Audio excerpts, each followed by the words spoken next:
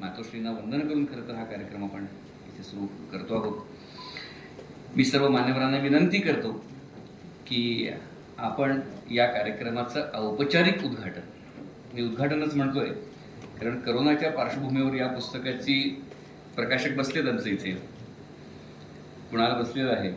21 साली पूर्ण झालेलं पुस्तक काही कारणप्रत्वे काही आज प्रकाशित होत आहे आणि म्हणून मुद्दाहून तुमचा उल्लेख केला मी. आपण कार्यक्रमाचं दीप प्रज्वलनाने औपचारिक उद्घाटन करावं आपण सर्व मान्यवरांनी, अशी मी आपल्याला विनंती करतो.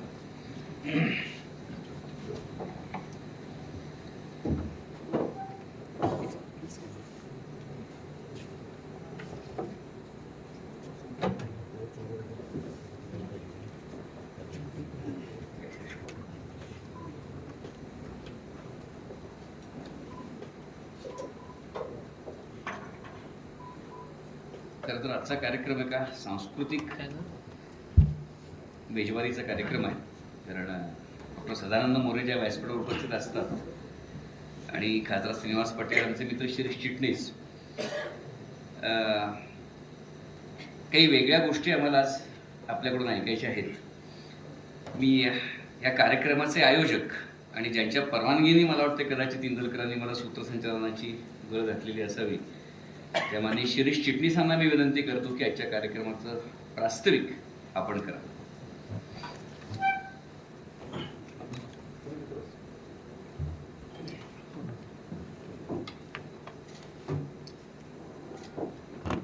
दीपलक्ष्मी नागरी सहकारी पतसंस्थेच्या वतीने आज माझे मित्र आणि DYSP असलेले अशोक इंदलकर यांच्या जेनिफर अँड दी बिस्ट या पुस्तकाचा प्रकाशन सोहळा माननीय खासदार श्रीनिवास पाटील यांच्या हस्ते, त्याचबरोबर सदानंद मोरे सर यांच्याही हस्ते या ठिकाणी होत आहे.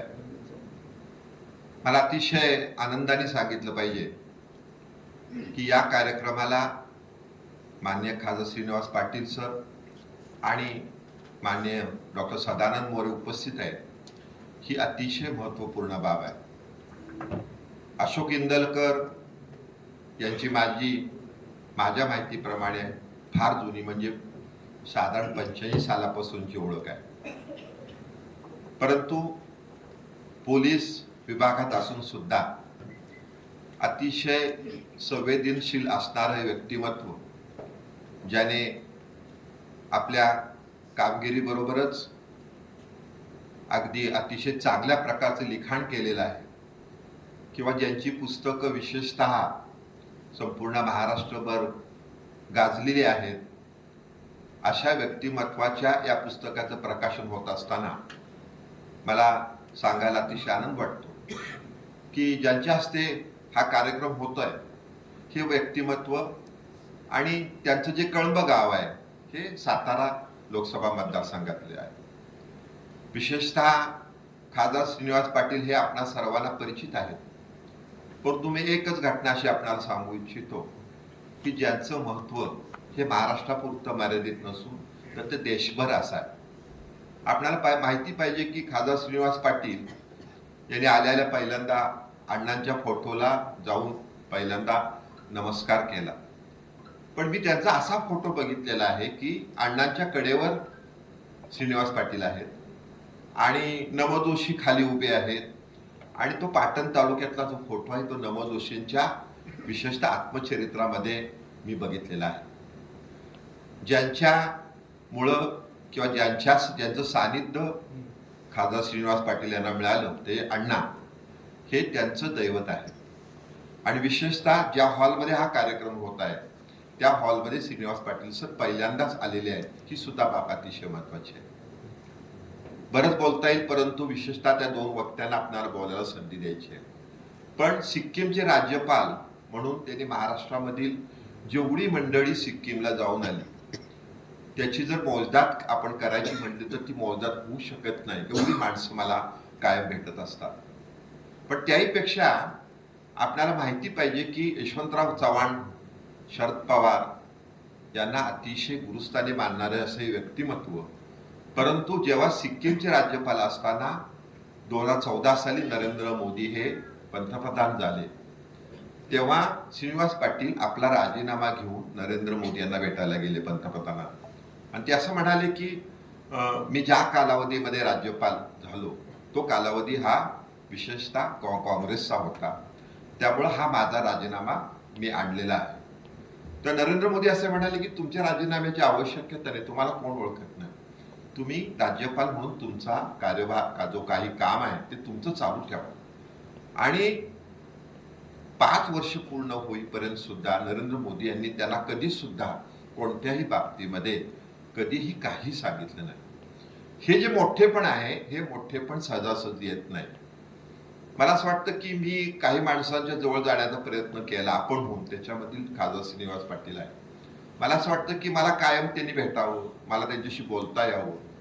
आणि हे असं व्यक्तिमत्व आज विशेषतः अशोक इंदलकर यांच्या जेनिफर अँड द बीस्ट या पुस्तकाच्या प्रकाशनासाठी उपस्थित आहे.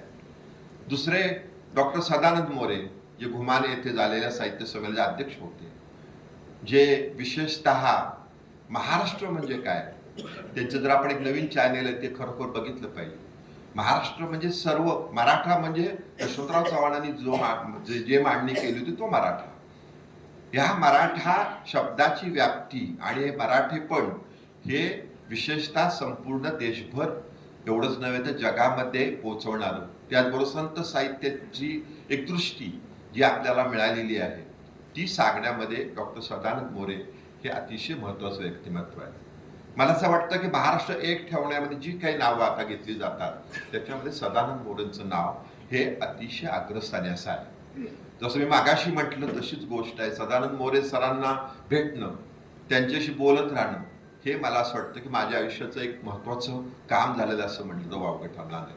अशी दोन्ही व्यक्तिमत्व आज या पुस्तकाच्या प्रकाशन सोहळ्यासाठी विशेषतः उपस्थित आहेत. या ठिकाणी या कॉलेजचे आतार सर आहेत, आमचे मित्र सुहास पाटील आहेत, सोत्री आहेत, विशेषतः आत्ताच अमेरिकेतून आलेले शिंदे, प्राध्यापक शिंदे आहेत. म्हणजे इथं जेवढी आपण नावं घेऊ तेवढी कमी. श्रीधर साळुंके आहेत, राजेंद्र माने आहेत, साहित्यिक मंडळी भोर, आमचे मित्र राजेंद्र लवंगारे आहेत. जेवढी आपण साहित्यिक नावं घेऊ तेवढी कमी, एवढी बरीच मंडळी आहेत. आणि विशेषतः मगाशी आपण चित्रफित ऐकताना ऐकलं ते बरोबर आहे, कमल इंदलकर ह्या महालक्ष्मी पतसंस्थेच्या माजी चेअरमन आहेत. त्यांच्या माझा घराचा मोठा घरोबा आहे आणि त्यांची इच्छा होती की ह्या पुस्तकाचं प्रकाशन साताऱ्यात व्हावं आणि त्याच्या पुस्तकाचं प्रकाशन इथं होतंय ही अतिशय आनंदाची बाब आहे. अशोक इंदलकर हे जसे पोलीस खात्यामध्ये साहित्यिक अशोक इंदलकर म्हणून ओळखले जातात, तसंच विशेषतः त्यांची पुस्तकं ही अतिशय महत्त्वपूर्ण आणि विशेषतः निसर्ग असेल, विशेषतः वेगवेगळ्या गुन्ह्याच्या संदर्भात असेल, म्हणजे समाज जीवनाशी निगडीत असणाऱ्या प्रत्येक गोष्टीशी निगडीत त्यांची पुस्तकं आहेत. विशेषतः हे जे पुस्तक आहे जेनिफर अँड द बीस्ट हे जेव्हा मी वाचलं तेव्हा मला अतिशय आनंद एवढ्यासाठी वाटला की याला विशेषतः मारुती चित्तमपल्लेंची प्रस्तावना आहे, त्याचबरोबर सुनील लिमये यांची पण त्याच्यामध्ये प्रस्तावना आहे. या दोघांनी जी मांडणी केलेली मी जेव्हा पुस्तक वाचलं तेव्हा माझ्या लक्षात आलं की हे नाव जरी जेनिफर अँड द बीस्ट असलं तरी त्यांनी आपल्या सातारा जिल्ह्यातील महाबळेश्वर परिसर, पाचगणी परिसर, तिथल्या देवळं, तिथला निसर्ग, तिथली झाडं फुलं याचं जे वर्णन केलेलं आहे ते अतिशय महत्त्वाचं आहे. म्हणजे निसर्गाच्या सानिध्यात, म्हणजे ते भीमाशंकरला काही वर्ष होते तिथं सुद्धा त्यांनी निसर्गाच्या सानिध्यामध्ये आपले दिवस घालवलेले आहेत. म्हणजे त्यांचं लिखाण जे आहे ते सर्वस्पर्शी आहे. एका बाजूने निसर्ग, एका बाजूने गुन्हेगारीमधील असणाऱ्या गोष्टी आणि एका बाजूने अनुवाद असेल, हे सगळं जे त्यांनी करत असताना त्यांनी आपल्या आयुष्यामधील जे जे अनुभव आले त्या अनुभवाला लेखणीच्या द्वारे त्यांनी विशेषतः मोठं केलेलं आहे. मी मध्यंतरी ऋतुरंग वाचत होतो सर आणि मला आश्चर्य वाटलं की ज्या वेळेला आपल्याला स्वातंत्र्य मिळालं आणि जातीय दंगली मोठ्या प्रमाणात झाल्या तेव्हा विशेषतः नेहरू वाचन जास्त करत होते. त्यांना जो काही तो मनामधला जो एक प्रकारचा स्फोट होता तो त्या वाचनाच्या माध्यमातून त्यांनी घालवला. विशेषतः त्यांच्या बंगल्यावर अतिशय कोणतीही सुरक्षा सेवा न घेता ते राहत होते. आणि हे जेव्हा आपण सगळं वाचतो तेव्हा आपल्याला लिखाणातली, साहित्यातली ताकद विशेषतः दिसून येते. आज बोलण्यासारखं भरपूर आहे, परंतु मी तुम्हाला एवढंच सांगू इच्छितो, साहित्य एक असा विषय आहे जो आपल्या आयुष्यामध्ये आपल्या प्रत्येक टप्प्यावर आपल्याला वेगवेगळ्या वाटा दाखवत असतो. किंवा साहित्य हे आपल्याला आपल्या मनामध्ये असणारा एक प्रकारचा अहंकार असेल तो कमी करतो, आपल्याला नम्रपणे वागायला शिकवतो, वेगवेगळ्या पद्धतीमध्ये अडचणीमध्ये साहित्य आपल्याला धीर देतो. आणि हे सगळं जे आहे हे साहित्याच्या माध्यमातून वेगवेगळ्या स्तरावर आपल्याला दिसून येतं. आज हा जो दीपलक्ष्मीने कार्यक्रम घेण्याची भूमिका हीच आहे. दीपलक्ष्मीचा हा काही पहिला कार्यक्रम नाही. सातारा आणि पुण्यामध्ये दीपलक्ष्मी पतसंस्था मोठ्या प्रमाणात कायम कार्यक्रम घेत असते आणि त्याचा उद्देशच हा आहे की नवीन नवीन लेखकांची जी काही एक लेखणी आहे त्याच्या माध्यमातून त्यांचे जे विषय आहेत ते विशेषतः लोकांच्या पुढे यावेत. आम्ही पुढील महिन्यामध्ये इंदलकर यांच्या सर्व पुस्तकावर सदानंद मोरेंच्या उपस्थितीत, श्रीनिवास पाटील सरांच्या उपस्थितीमध्ये पुण्यामध्ये चर्चासत्र घेणार आहोत. कारण दीपलक्ष्मी पतसंस्थेने पुण्यामध्ये एक वेगळा उपक्रम चालू केला. मला असं वाटतं सदानंद मोरे सर तो आम्हीच असो पहिल्यांदा, की आम्ही म्हटलं की प्रकाशन नुसतं नाही घ्यायचं, त्या पुस्तकावर चर्चा झाल्या पाहिजे, लोकांपर्यंत पोहोचलं पाहिजे, त्यात चांगलं काय वाईट काय हे समजलं पाहिजे, त्यातले प्लस पॉईंट्स कळले पाहिजेत. कारण मी आत्ताच 2 दिवसापूर्वी पुण्यामध्ये सुवाद उशी यांच्या दुकानात होतं उत्कर्ष प्रकाशनाचे, ज्याचं एक पुस्तक आम्ही नुकतंच प्रकाशित केलं जे वाई तालुक्यातील आहे. ते सांगत होते की मुंबईला माझे 40 क्लायंट्स होते, 40 पुस्तकाचे दुकानदार होते, पण आज 2च राहिले. याचा अर्थ काय होतो, आपण जरी काही जरी म्हटलं तरी सुद्धा वाचनाचं प्रमाण एका बाजूने कमी होत चाललेलं आहे. आणि अशा वेळेला आपल्या प्रत्येकाचं काम आहे की आपण साहित्याकडं लोकांना वळवणं, संत साहित्याकडे वळवणं आणि त्याच्यामधून एक प्रकारचा आधार देणं, एक प्रकारचं चांगलं वागण्यासाठी एक प्रकारची प्रत्येकापर्यंत पोहोचणं हे महत्वाचं काम आपल्याला करायचं आहे. आणि त्या दृष्टीने सुद्धा या आजच्या पुस्तकाच्या प्रकाशन सोहळ्याला विशेष महत्व आहे. मी मुद्दाम या ठिकाणी अशोक इंदलकर यांच्या पत्नी सौ इंदलकर यांचं विशेष कौतुक करतो. कारण मी गेले 15 वर्ष बघतो आहे, 15-20 वर्ष झालेली असतील.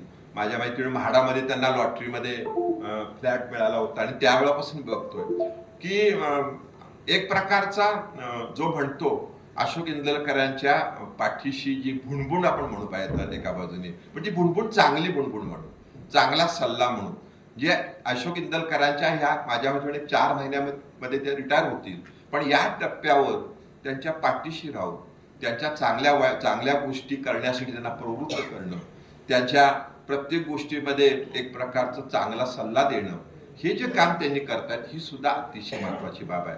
मला असं वाटतं की हे साहित्य निर्मिती होण्यामध्ये त्यांचा सुद्धा मोठा सहभाग आहे. त्यांचं रिटायरमेंट साधारण फेब्रुवारी-मार्चमध्ये आहे, परंतु त्यांचं पुढचं आयुष्य साहित्याशी निगडीत असेल याच्याबद्दल आम्हाला विश्वास वाटतो. या पुस्तकाला मसापाचा मोडकांचा पुरस्कार मिळालेला ही सुद्धा बाब अतिशय महत्वाची आहे. त्यामुळे हे पुरस्कार हे माझ्या दृष्टिकोनातून त्या लेखकाला, त्या कवीला प्रेरणा देण्यासाठी असतात आणि हे प्रेरणा देण्यासाठी जे पुरस्कार नक्कीच आपल्याला उपयोगी पडत असतात असं मला वाटतं. श्रीनिवास पाटील सर, सदानंद मोरे सर यांना हे पुस्तक कसं वाटलं ते बोलतीलच, परंतु पुढील कालावधीमध्ये एक लेखक म्हणून एक आपण जो असं म्हणतो अगदी संवेदनशील व्यक्तिमत्व म्हणून अशोक इंदलकर सातार बरोबरच पुण्यामध्ये आपल्या लेखणीने चांगल्या गोष्टी मांडत राहतील याच्याबद्दल मला विश्वास वाटतो. पुन्हा एकदा या प्रास्ताविकामध्ये मी एवढंच सांगेन, दीपलक्ष्मी पतसंस्था ही जाहिरात कधी करत नाही. आपण जर बघितलं तर तुम्हाला दीपलक्ष्मी पतसंस्थेचे संस्थापकाचं एक मोठं पान भरलंय, मॅनेजरचं वाढदिवस आहे मोठा पान भरलंय, असं एकदा सुद्धा जाणवणार नाही. एकही जाहिरात न देणारी पतसंस्था साहित्यिक उपक्रमाला जो काही फंड्स आहे ते विशेषतः त्याच्यासाठी खर्च करत असते आणि या माध्यमातून एक साहित्यिक चळवळ कशी वाढीला मिळेल. मला आठवतंय नागनाथ कोतापले असं म्हटलं की मी एकमेव अशी पतसंस्था बघितली जी बेळगाव भागात एक बघितली होती, परंतु तुमची पतसंस्था अतिशय उत्तम काम करते. पण ह्याचं बीज कुठं आहे? मला आठवतंय लहानपणी मी साखर कारखान्यांच्या ठिकाणी नाटक बघायला जायचो, कार्यक्रम बघायला जायचो, असं आपल्याला दिसून येत नाही अलीकडं. सहकारी संस्थांचं महत्वाचं काम काय आहे तर साहित्यिक चळवळ, विशेषतः कलाकारांच्या गोष्टी या सगळ्या आपण पुढे नेल्या पाहिजेत. जसं सातारचा ग्रंथ महोत्सव महाराष्ट्रामध्ये सातारा पॅटर्न झालेला आहे आणि विशेषतः या पॅटर्नच्या माध्यमातून आम्ही सातारकरांना विशेष संधी देत आहे. अशाच प्रकारची संधी पुढे देत राहू. मी पुन्हा एकदा या पुस्तकाच्या प्रकाशनाच्या निमित्तानं अशोक इंदलकर यांना शुभेच्छा देतो. मान्य खासदार श्रीनिवास पाटील सर, त्याचबरोबर सदानंद मोरे सर या ठिकाणी या कार्यक्रमाला उपस्थित राहिले म्हणून त्यांचेही विशेषतः आभार मानतो. अमर आडके दुर्गप्रेमी हे विशेषतः कोल्हापूर या ठिकाणी आलेले आहेत, सूत्रसंचालन करेल असं एक मोठं व्यक्तिमत्व आहे. परंतु मला असं वाटतं की सूत्रसंचालन हे फार महत्वाचं असतं. जाताना मी एकच घटना सांगून माझं भाषण संपवतो, माझं प्रास्ताविक संपवतो. शंकर सारडांची 75 आम्ही साताऱ्यात केली आणि ती 75 त्यांची पुण्याला पण होती आणि मी सभागृहात बसलो होतो एस.एम. जोशी सभागृहामध्ये आणि शंकर सारडा माझ्यापाशी आले आणि मला म्हणले तुम्हाला सूत्रसंचालन करायचं, कारण त्या त्या त्या कार्यक्रमाचं सूत्रसंचालन सुधीर गाडगे करणार होते. सुधीर गाडगे आलेच नाही. मी म्हटलं मी काय करणार नाही, म्हणजे तुम्हीच करायचं. आणि मी ते सूत्रसंचालन केलं. त्याला दभी कुलकर्णींपासून सगळी मंडळी हजर होती आणि शंकर सारडा हे काय माझ्या नसानसात मला त्यांची माहिती असल्यामुळं माझं सूत्रसंचालन अतिशय चांगलं झालं आणि मला असं वाटतं माझ्या पुण्याची वाटचालीची सुरुवात त्या सूत्रसंचालनापासून झाली. मी एवढ्यासाठी सांगितलं, सूत्रसंचालकाला ज्या व्यक्तीचा कार्यक्रम आहे त्याची माहिती जास्त असणं आवश्यक असतं आणि तसं अमर अडकेंना अशोक इंदलकर यांची विशेषतः माहिती आहे. परंतु पुन्हा एकदा मी आपल्याला सांगू इच्छितो, आज या पुस्तकाचं जरी प्रकाशन होत असलं तरी डिसेंबर जानेवारीमध्ये त्याच्या आतापर्यंतची जी पुस्तकं त्यांनी लिहिलेली आहेत, अनुवादित केलेली आहेत, त्याच्यावर पुण्यामध्ये आम्ही चर्चासत्र घेत आहोत. आपण सर्वांनी अवश्य त्यावेळेला या. पुन्हा एकदा अशोक इंदलकर यांच्या पुढील कारकिर्दीसाठी शुभेच्छा देतो आणि माझं प्रास्ताविक संपवतो. धन्यवाद.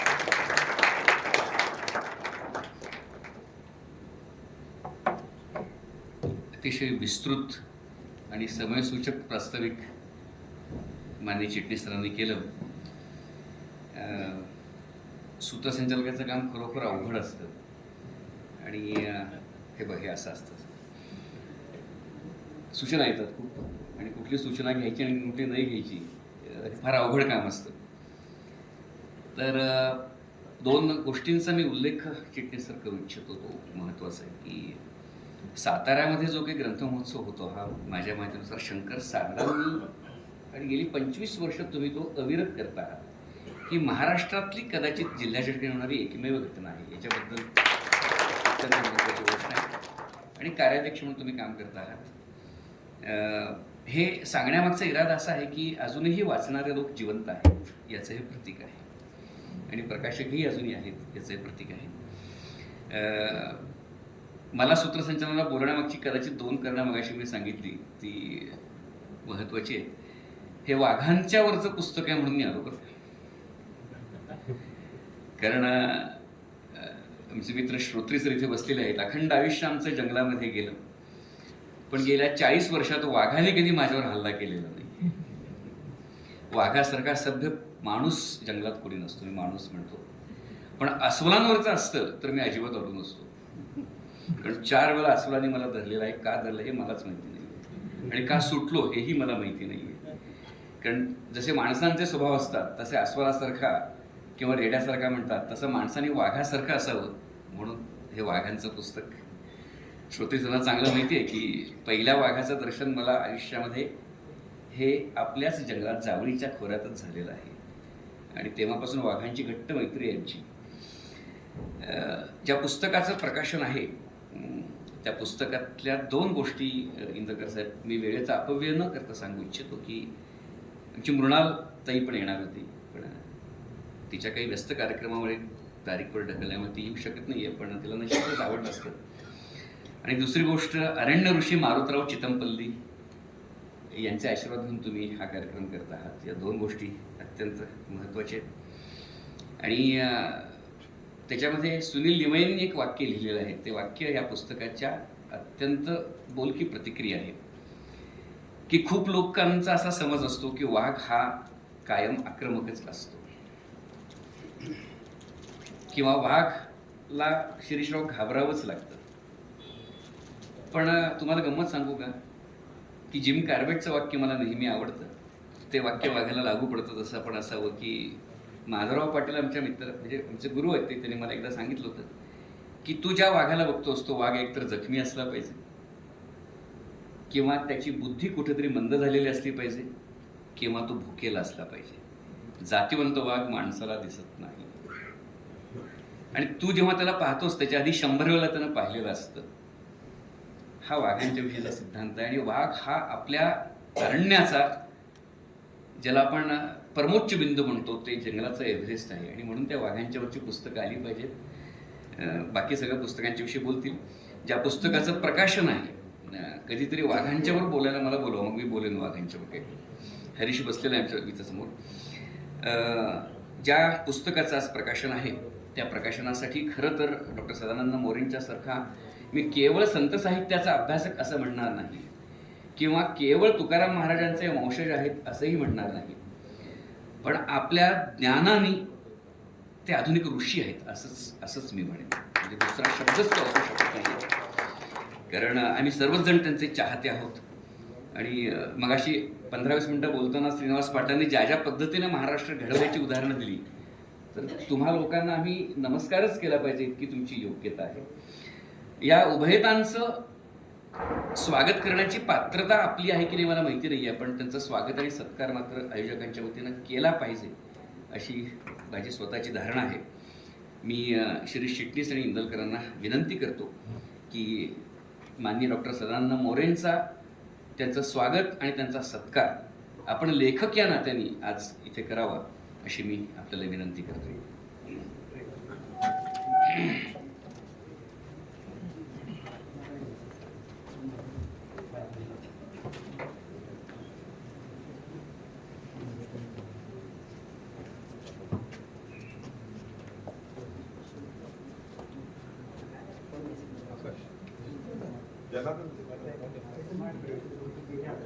विकास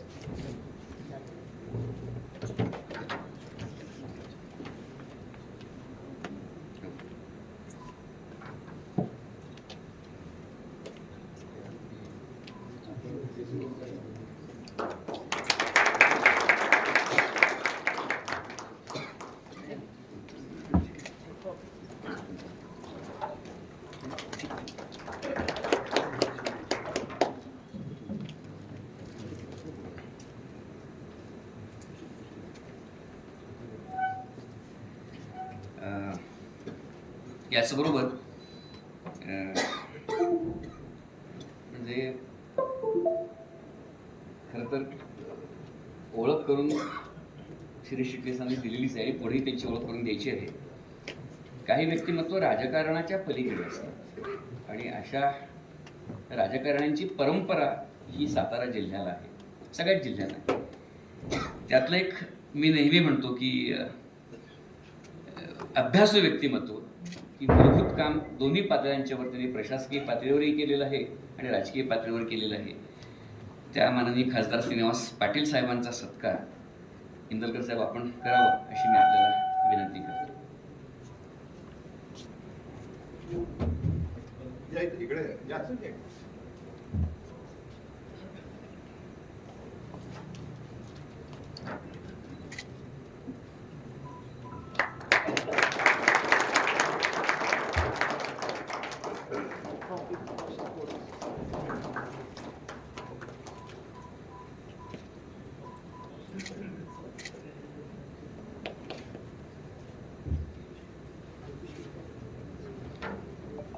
ज्या कार्यक्रमासाठी आपण जमलेलो आहोत, ज्या कार्यक्रमासाठी कष्ट घेतलेले आहेत, इंदलकरांनी काही दिवसांपूर्वी माझ्याकडे हे पुस्तक पाठवलं आणि रात्री उशिरा एक अभिप्राय सहजपणे विचारला की काय वाटतं पुस्तकाविषयी. तर म्हटलं की कल्पित आणि वास्तव याचा एक सुंदर मिलाफ या पुस्तकात आहे. ही जितकं खरं आहे तितकंच मी माझ्या दृष्टिकोनातून म्हणेन की ज्यांना महाबळेश्वर परिसराची फारशी माहिती नाहीये त्यांच्या दृष्टिकोनातून हे पुस्तक एक स्थल आणि कालवर्णनाचं उत्तम पुस्तक आहे असं मला वाटतं. तर या पुस्तकावर तुम्ही आता परिसंवाद घेणार आहातच, त्यावेळेला चर्चा होईलच त्याच्यावर. त्यातल्या काही चांगल्या गोष्टी आणि काही गोष्टी अधिक सांगता येतील. मी सर्व मान्यवरांना विनंती करतो की या पुस्तकाचा प्रकाशन सोहळा या सर्व मान्यवरांच्या उपस्थितीमध्ये या ठिकाणी संपन्न व्हावा.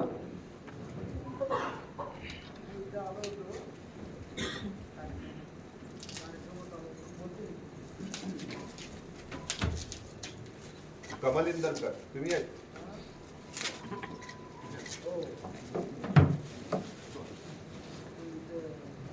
या इंदल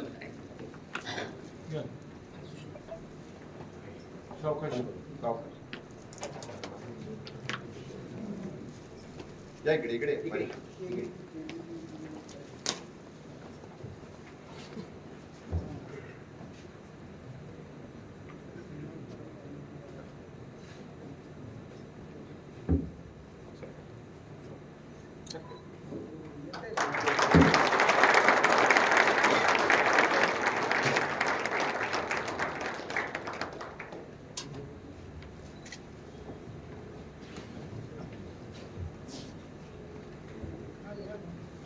साहजिकच लेखकांनी या पुस्तकाविषयी अपरंपार परिश्रम केलेले असतात. मी माननीय अशोकजी इंदलकरांना विनंती करतो की पोलिसी खाक्यामध्ये असून सुद्धा जंगलांमधलं पुस्तक इतकं अप्रतिम लिहिलेलं आहे, तर या पुस्तकापाठीमागची आपली भूमिका आणि लेखनाची प्रेरणा ही विस्तृतपणे आपण विशद करावी अशी मी आपल्याला विनंती करतो.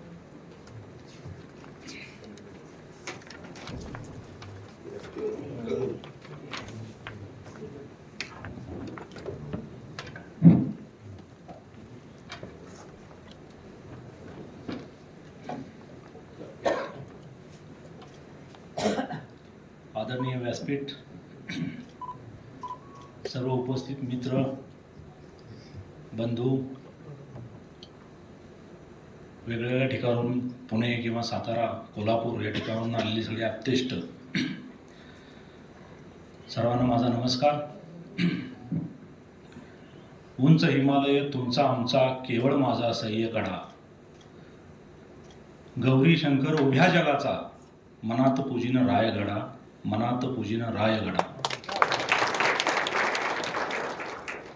छत्रपती शिवाजी महाराजांच्या आदेशानं जवळजवळ 225 किल्ले, छोटे मोठे किल्ले आणि दुर्गराज रायगड ज्यांनी बांधला ते आमचे पूर्वज सरदार हिरोजी इंदलकर यांच्या स्मृतीस वंदन करतो.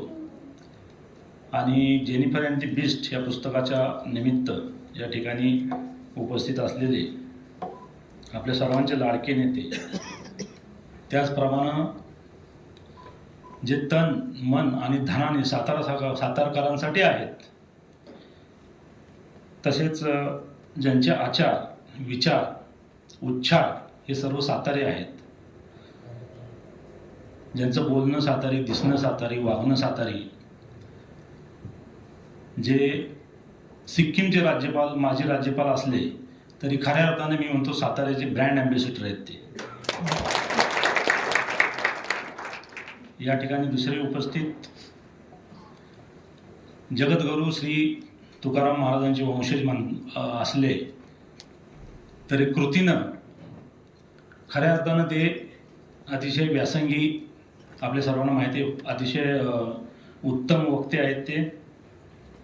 घुमान ज्या ठिकाणी मी सुद्धा गेलो होतो साहित्य संमेलनाला, त्या ठिकाणचे ते साहित्य संमेलनाचे अध्यक्ष होते. आणि असं म्हणता येईल की ज्यांच्यामुळं आजचा कार्यक्रम हा खरा आकाशा एवढा झाला, असं म्हणतात ना, तुका आकाशा एवढा. दुसरे या ठिकाणी उपस्थित आमचे स्नेही आहेत डॉक्टर अमरजी आडके. अर्थात तेच आपल्या सर्वांना माहिती आहे, कोल्हापूर परिसरात ते खूप आमच्या जवळचे होते. त्यांनी दुर्ग अभ्यासक आणि व्याख्याते आहेत. परंतु कृष्णानं जसं अर्जुनाचं सारथ्य करावं तसं माझ्या प्रेमाखातर त्यांनी आज या ठिकाणी सूत्रसंचालनाची भूमिका स्वीकारलेली आहे. आजचा सुंदर कार्यक्रम ज्यांच्यामुळे घडतो आहे किंवा ज्यांनी घडवलेला आहे आणि त्यांच्या आमच्या पाठीमागे आमचे ज्येष्ठ सहकारी आहेत ते साहित्य विश्वात, ते आम्ही नेहमी पोलीस खात्याच्या अतिशय व्यस्त कार्यक्रमातून त्यांनी वरचेवर आम्हाला ओढून साहित्य क्षेत्रात आणलेलं आहे. ते आमचे ज्येष्ठ स्नेही श्रीजी चिटणीस, मसाप पुणे प्रतिनिधीमधून ते निवडून आलेले आहेत. आणि पुण्यासारख्या साहित्य पंढरीत सातारची जी साहित्य पताका आहे ती अतिशय हिरिरीनं ते पुढं हे करत असतात आणि खूप मोठमोठे कार्यक्रम, चांगले कार्यक्रम ते पुण्यात करत असतात. तर अशी सर्व मंडळी, आमच्या मातोश्री आहेत, पत्नी आहे आमची या ठिकाणी. मातोश्रींची आपण क्लिपमध्ये बघितलं त्याप्रमाणे इच्छा होती की साताऱ्यात एखादा कार्यक्रम करावा. त्यांना नाही म्हणायची हिंमत आम्ही करू शकत नाही, कारण ती मोरे घराण्याचे आहेत. आपण मोरे घराण्याबद्दल ऐकलेलं आहे जावळीच्या. आणि योगायोग असा की सरी पूर्वी मला वाटते जावळी घराण्यातलेच आहेत, जावळीचे. त्यामुळे अतिशय मला आनंद होत आहे या ठिकाणी ह्या कार्यक्रमासाठी. बऱ्याच वेळा लोक विचारतात की पोलीस खात्यात असून हे लिहितात कसे आणि ह्यांना वेळ कसा मिळतो. पण लिहिण्याची माझी पहिल्यापासून आवड आहे, लहानपणापासून. आपण क्लिपमध्ये पाहिलं असेल, ज्यावेळेस पहिलं नाटक लिहिलं आणि सादर केलं गावी आमच्या, 4थीपर्यंत मी गावी शिक्षणाला होतो.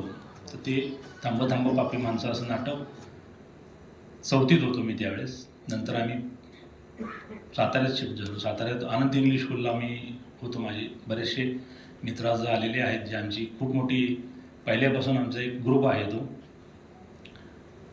तर त्या ठिकाणी शाळेत असताना मी निबंध वगैरे लिहायचो आणि त्या बाई माझा निबंध वाचायच्या. त्यामुळे मला एक थोडीशी प्रेरणा मिळत गेली की आपण बऱ्यापैकी लिहितो आणि मी लिहित गेलो.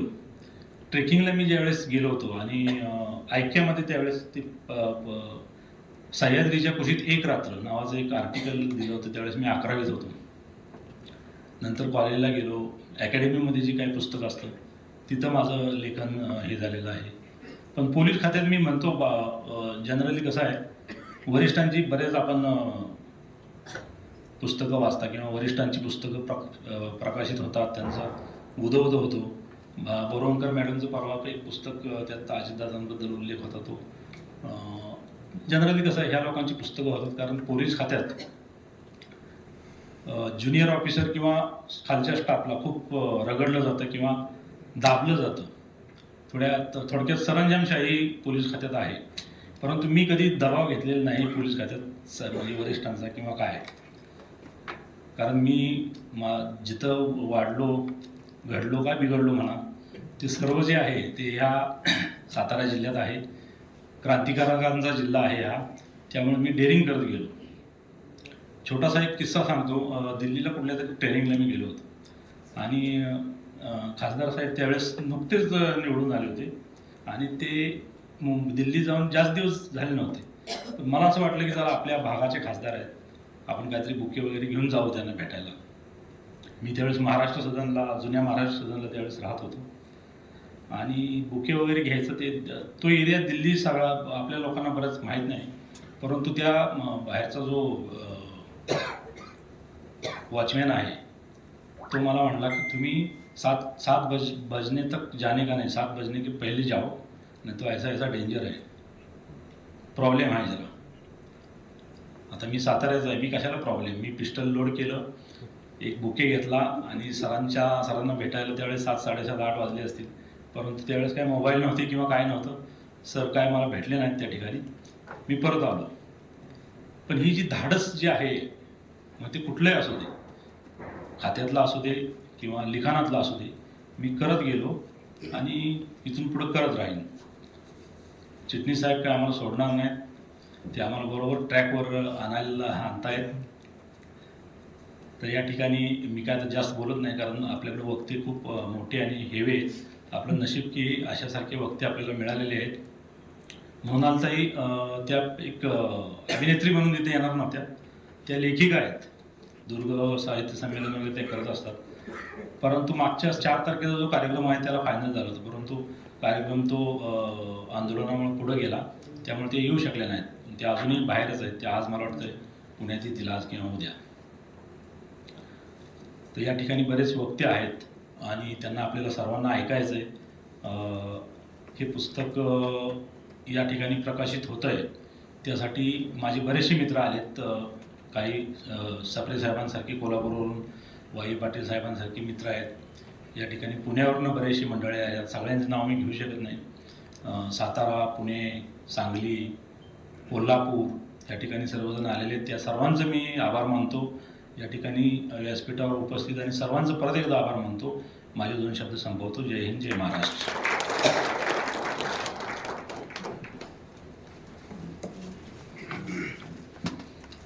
थोडक्यात इंदलकर साहेबांचा संदेश असा आहे की हे पुस्तक वाचूनच तुम्ही समजून घ्या. आणि चांगली गोष्ट आहे. पण वन्यजीवांच्यावर लिहिणारे, श्रोतेसाहेब मी बरोबर बोलतोय ना, वन्यजीवांच्यावर लिहिणारे लोक फार कमी झालेले आहेत. कारण पाटील साहेब, की जी मंडळी आम्हाला वाटाडे म्हणून जंगलामध्ये यायची त्यांची मुलं आता जंगलातच नाही आहेत.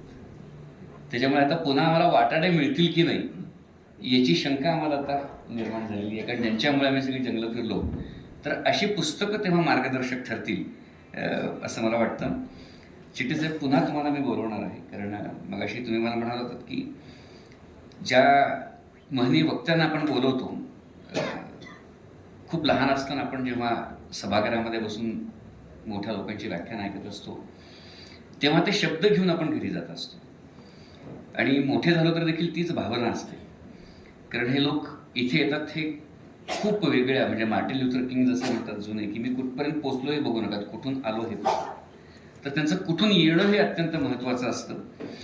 तर मी आपल्याला अशी विनंती करतो की आजचे आपले प्रमुख वक्ते जे आहेत, ज्यांच्या हस्ते प्रकाशन झालं, संत साहित्याचे अभ्यासक तुकाराम बालोबा अंबिले या नावाचं एक छोटंसं आम्हाला एक पूर्वी धडा होता आमच्या लहानपणी. तर या सातारा जिल्ह्यातले आहेत असं आपण समजायला काही हरकत नाही, आहेतच म्हणजे ते त्यांचं. तर डॉक्टर सदानंद मोरेंचा आपण परिचय करून द्यावा आणि त्यांचं व्याख्यान आपण या ठिकाणी ऐकायचं.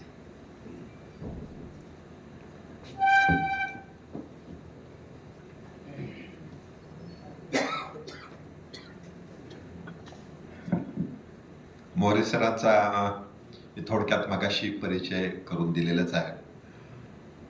परंतु मला असं वाटतं की आजची जी महाराष्ट्राची आपण परिस्थिती बघतो, देशातली परिस्थिती बघतो, अशा वेळेला मार्गदर्शक म्हणून असणारे जे काही व्यक्तिमत्व असतात ती फार महत्त्वाची असतात. धर्माच्या पलीकडं, जातीच्या पलीकडं जाऊन सर्व घटक एकत्र कसे राहतील आणि त्या घटकाचं योगदान कसं आहे हे सांगणारे व्यक्तिमत्व म्हणजे डॉक्टर सदानंद मोरे. आपण महाराष्ट्राची लोकयात्रा हे पुस्तक अवश्य वाचा, म्हणजे आपल्याला आपले रूट्स कळतील, माहिती कळेल. विशेषतः आपला मराठा समाज हा देशामध्ये किती आघाडीवर होता. म्हणजे शशी थरूर यांची एक क्लिप आहे, त्यांना असा प्रश्न विचारला पत्रकारांनी की समजा इंग्रज भारतामध्ये आले नसते तर या भारतावर राज्य कोणी केलं असतं. तर त्यांनी सांगितलं, एका फ्रॅक्शन ऑफ सेकंदात सांगितलं की मराठ्यांनी केलं असतं. कारण मराठा हाच असा घटक होता की ज्यांनी हा आपला संपूर्ण धर्म असेल, आपली संस्कृती असेल, ही देशभर जपलेली आहे, देशभर राज्य केलेलं आहे. आणि विशेषतः सातारच्या शाहू महाराजांनी त्या कालावधीमध्ये ज्या पद्धतीतून ही आघाडी सांभाळली तीही अतिशय महत्त्वाची आहे. त्यामुळे मी जास्त काही त्यांच्याबद्दल बोलत नाही, ते आपल्या भाषणातून बोलतीलच, अशोक इंदलकरांच्यावर बोलतील. शेवटची 10 मिनिटं विशेषतः त्यांची जी नवीन वाहिनी आहे ही आपण मराठी माणसांनी बघितली पाहिजे, त्याचा उपयोग आपल्याला कसा होईल, आपल्या पाल्यांना कसं होईल हेही बोलतील. असे डॉक्टर सदानंद मोरे जे माझे आदर्श आहेत, त्यांना विनंती करतो की आपण या कार्यक्रमाच्या निमित्तानं आपलं मनोगत व्यक्त करू.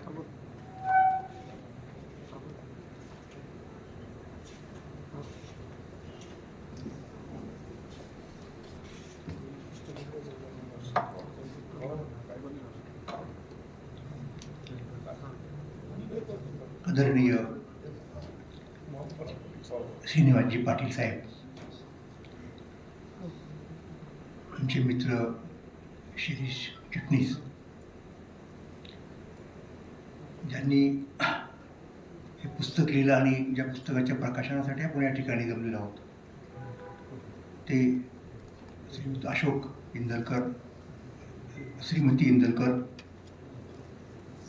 कार्यक्रमाचं सूत्रसंचालन करणारे अडके साहेब आणि उपस्थित बंधू भगिनी, आपणा सर्वांच्या अनुमतीनं मी जेनिफर अँड द बीस्ट या अशोक इंदलकर लिखित पुस्तकाचं प्रकाशन झालं असं जाहीर करतो.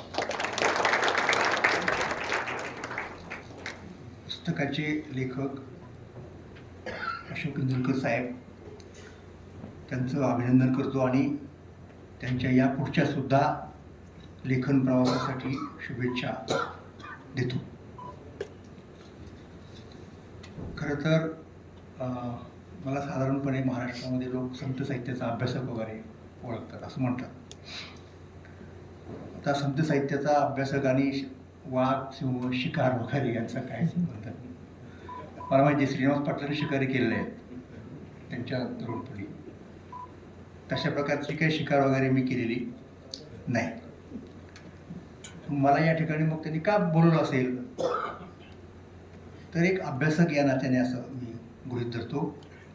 आणि आणखीन पर्टिक्युलरली सांगायचं झालं तर मी महाराष्ट्राचा अभ्यासक आहे.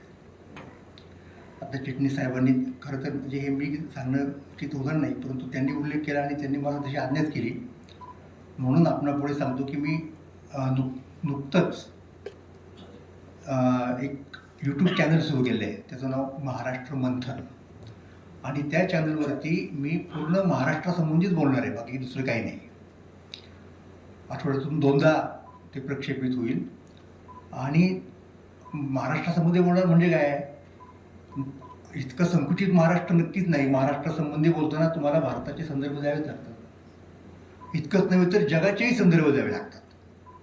म्हणून आपोआपच ते वेगळ्या अर्थाने हिंदुस्थानचं चॅनल असेल ते जगाचंही चॅनल असेल, आणि साहजिकपणे त्या चॅनलमध्ये या सगळ्या प्रकारच्या विषयांचा उहापोह होईल. मग आता महाराष्ट्राबद्दल बोलायचं म्हणजे महाराष्ट्राचा त्याला आपण फ्लोरा अँड फौना म्हणतो, तर महत्त्वाचा मुद्दा आहे ना, महाराष्ट्राची भूमी, महाराष्ट्राचं पाणी, महाराष्ट्राची हवा, ह्या सगळ्या गोष्टी तिथे येतात. आणि महाबळेश्वर हा असा एक पॉईंट आहे महाराष्ट्रामध्ये की तो एकमेव आहे, युनिक आहे, आणि तिथं हे सगळं कथानक घडलेलं आहे.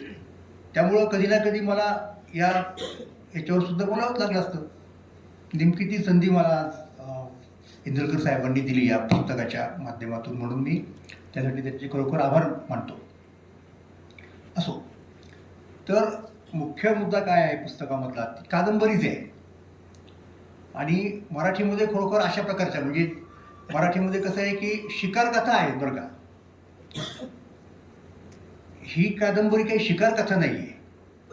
म्हणजे जरी त्याच्या शिकारीचा उल्लेख आहे, तर शिकार कथा म्हणजे उदाहरणार्थ भानू शिरधनकर नावाचे आपल्याकडं लेखक होते, त्यांच्या ते शिकार कथा म्हणूनच गाजले. व्यंकटेश माडगूळकरांसारख्या लोकांनी काही शिकारीबद्दलच्या कथा वगैरे लिहिलेल्या आहेत.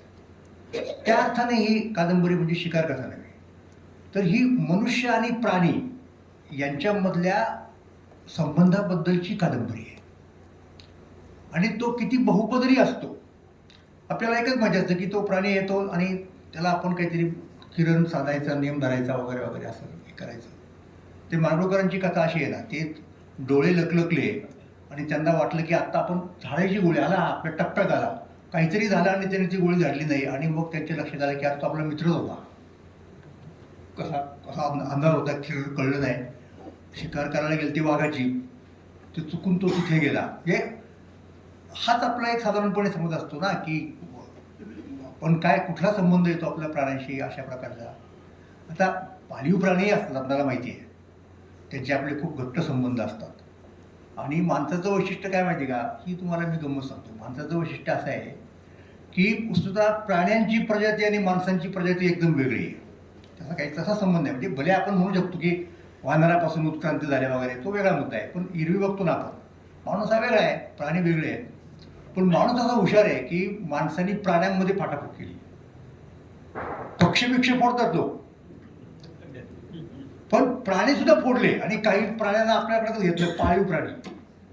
आणि इतकंच नव्हे तर त्या पाळीव प्राण्यांचा उपयोग करून दुसऱ्या प्राण्यांची शिकार करायला लागला. हे बघा, म्हणजे माणूस किती हुशार आहे. तर माणसांचा आणि प्राण्यांचा फरक काय नेमका हे सांगताना एक मोठा तत्वज्ञ आहे, जॉन सर्ल म्हणून. त्यानं एक गोष्ट फार महत्त्वाची सांगितली. ते म्हणजे की प्राणी त्यांच्या जगण्यासाठी इतरांना फसवतात निश्चितपणे, म्हणजे असताना नाही असं दाखवतात, गपचूप येतील वगैरे वगैरे दबक्या पायांनी. पण प्राणी कधी खोटं बोलू नाही शकत. माणसाचं वैशिष्ट्य काय आहे की म्हणजे माणूस हा खोटं बोलू शकणारा प्राणी आहे, तो बोलतोच असं नाही. लक्षात घ्या, खोटं बोलू शकणारा प्राणी आहे, आणि म्हणून त्याचं ते एक वेगळं रूप आहे.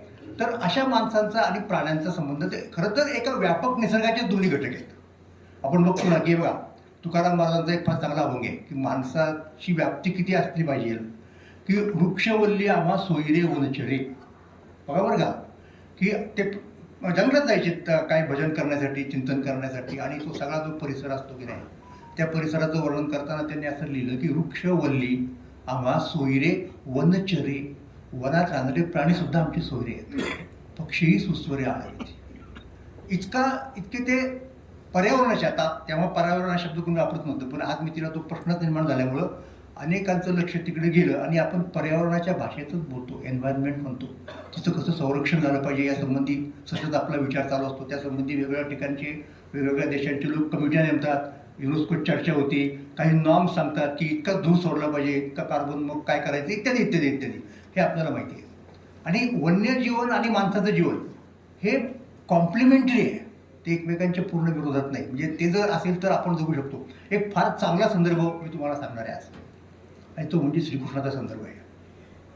आता श्रीकृष्णाचा आणि वनाचा किती जवळचा संबंध आहे आपल्याला माहिती आहे की रोज कृष्ण त्याच्या त्या गोकुळामधल्या, वृंदावनामधल्या रानामध्ये गायींना घेऊन जायचं चरायला. त्यामुळं गोपाळकृष्णच आपण नाव देतो ना त्याला, कृष्णाला. तर हा कृष्ण एकदा ते लोक जिथे राहत होते ना गोकुळातले, त्याला घोष म्हणायचे. घोष म्हणजे एक प्रकारे गोपाळ, शेतकरी वगैरे यांच्या वस्तीचं ठिकाण.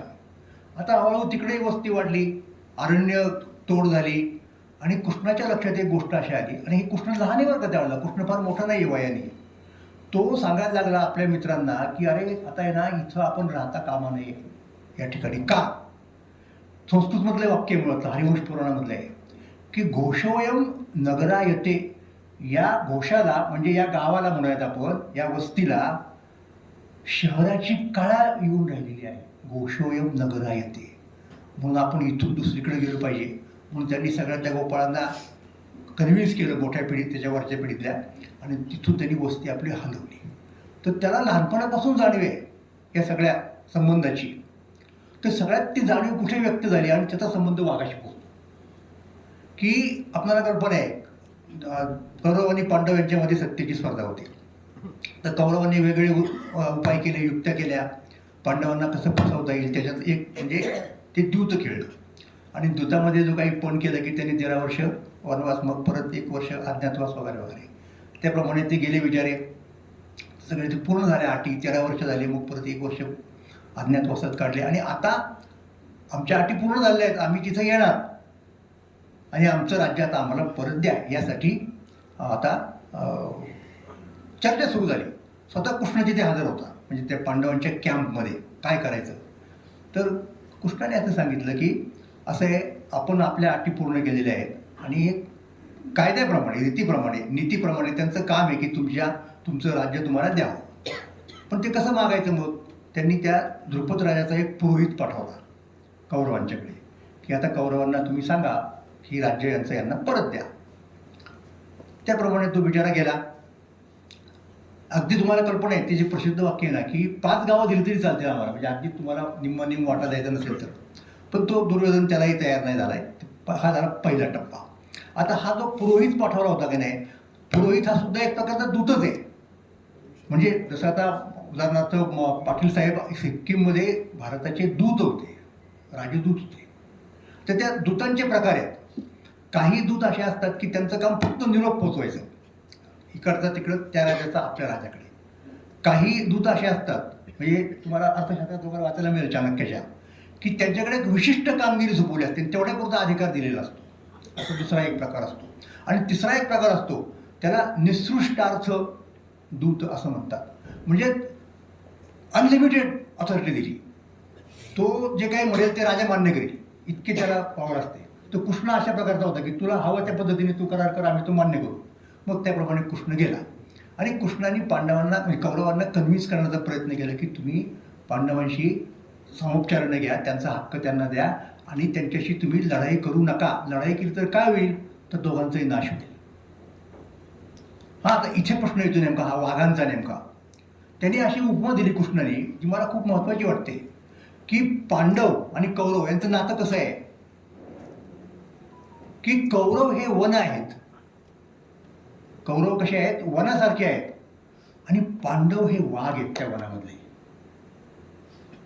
लक्षात घ्या. म्हणजे पुढे कृष्ण म्हणतो की वनाचं रक्षण का होतं? बाहेरचे लोक वनात यायला घाबरतात, लाकडं तोडायला यायला. का? कारण तिथे वाघ असतात. आपण तिथे जर गेलो तर वाघ आपल्याला खातील, म्हणून वाघामुळे वनाचं रक्षण होतं. आणि वाघाचं रक्षण का होतं? त्यांना जे काही हवं असतं, जे काही पाहिजे असतं त्यांच्या उपजीविकेसाठी, रोजच्या खाण्यापिण्यासाठी वगैरे, ते त्यांना वनामध्ये उपलब्ध होतं. म्हणून ज्यांना वाघ पाहिजे आहेत त्यांनी वनाचं रक्षण केलं पाहिजे, आणि ज्यांना वन पाहिजे आहे त्यांनी वाघांचं रक्षण केलं पाहिजे. म्हणून कौरव आणि पांडव हे वाघ आणि वन यांच्यासारखी एकमेकांना कॉम्प्लिमेंटरी आहेत. त्यांनी एकमेकांची संघर्ष करता कामा नये. हा पर्यावरणाचा आद्य संदेश महाराज कुठे आहे? महाभारतामध्ये. महाभारताच्या त्या उद्योग पर्वामध्ये अशा प्रकारचा तो उल्लेख फार महत्त्वाचा आहे. मग कृष्ण हा अशा प्रकारे पूर्णपणे, आपण त्याला वनमाळी वगैरे म्हणतो, पण त्याच्या डोक्यात काय काय कल्पना होत्या वनासंबंधी, वनातल्या प्राण्यांसंबंधी, हे आपल्याला नक्की माहिती नसतं. तर तसा हा खरं तर संबंध आहे. म्हणून मी तुम्हाला म्हणालो की माणसाने प्राण्यात सुद्धा फूट पडली, काही प्राणी आपल्या बाजूला घेतले, काही प्राण्यांचा आपण त्यांच्या ह्याच्यातून, म्हणजे आपण कुत्र्याला सोडतो शिकारीवरती. तर कुत्रा असं म्हणत नाही की मी प्राणीच आहे, मी माणसाचं कसं ऐकू आणि आपल्या भावबंधावरती म्हणजे कसं काय करू, असं काय नाही. तर हे माणसाने केलं. अजून काय केलं? माणसाने सर्कसवर काही फार इंटरेस्टिंग गोष्ट आहे. आता तुम्ही जस्ट कल्पना करा की तो सर्कशीमधला वाघ असतो आणि ती एक तरुणी असते अशी, किंवा तरुण असेल लहान, आणि कुठपर्यंत त्यांचा क्लायमॅक्स काय असतो माझ्या का सर्कशीमधला, ती तरुणी आपली मान देते वाघाच्या जबड्यात.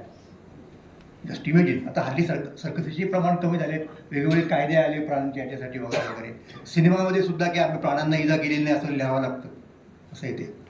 तर एक कल्पना करा की काय तो क्षण असेल, समजा त्या क्षणीच नेमकं त्या वाघाच्या डोक्यात काहीतरी भलतं झालं, किती फ्रॅक्शन ऑफ सेकंद एवढंच संपलं ना ते.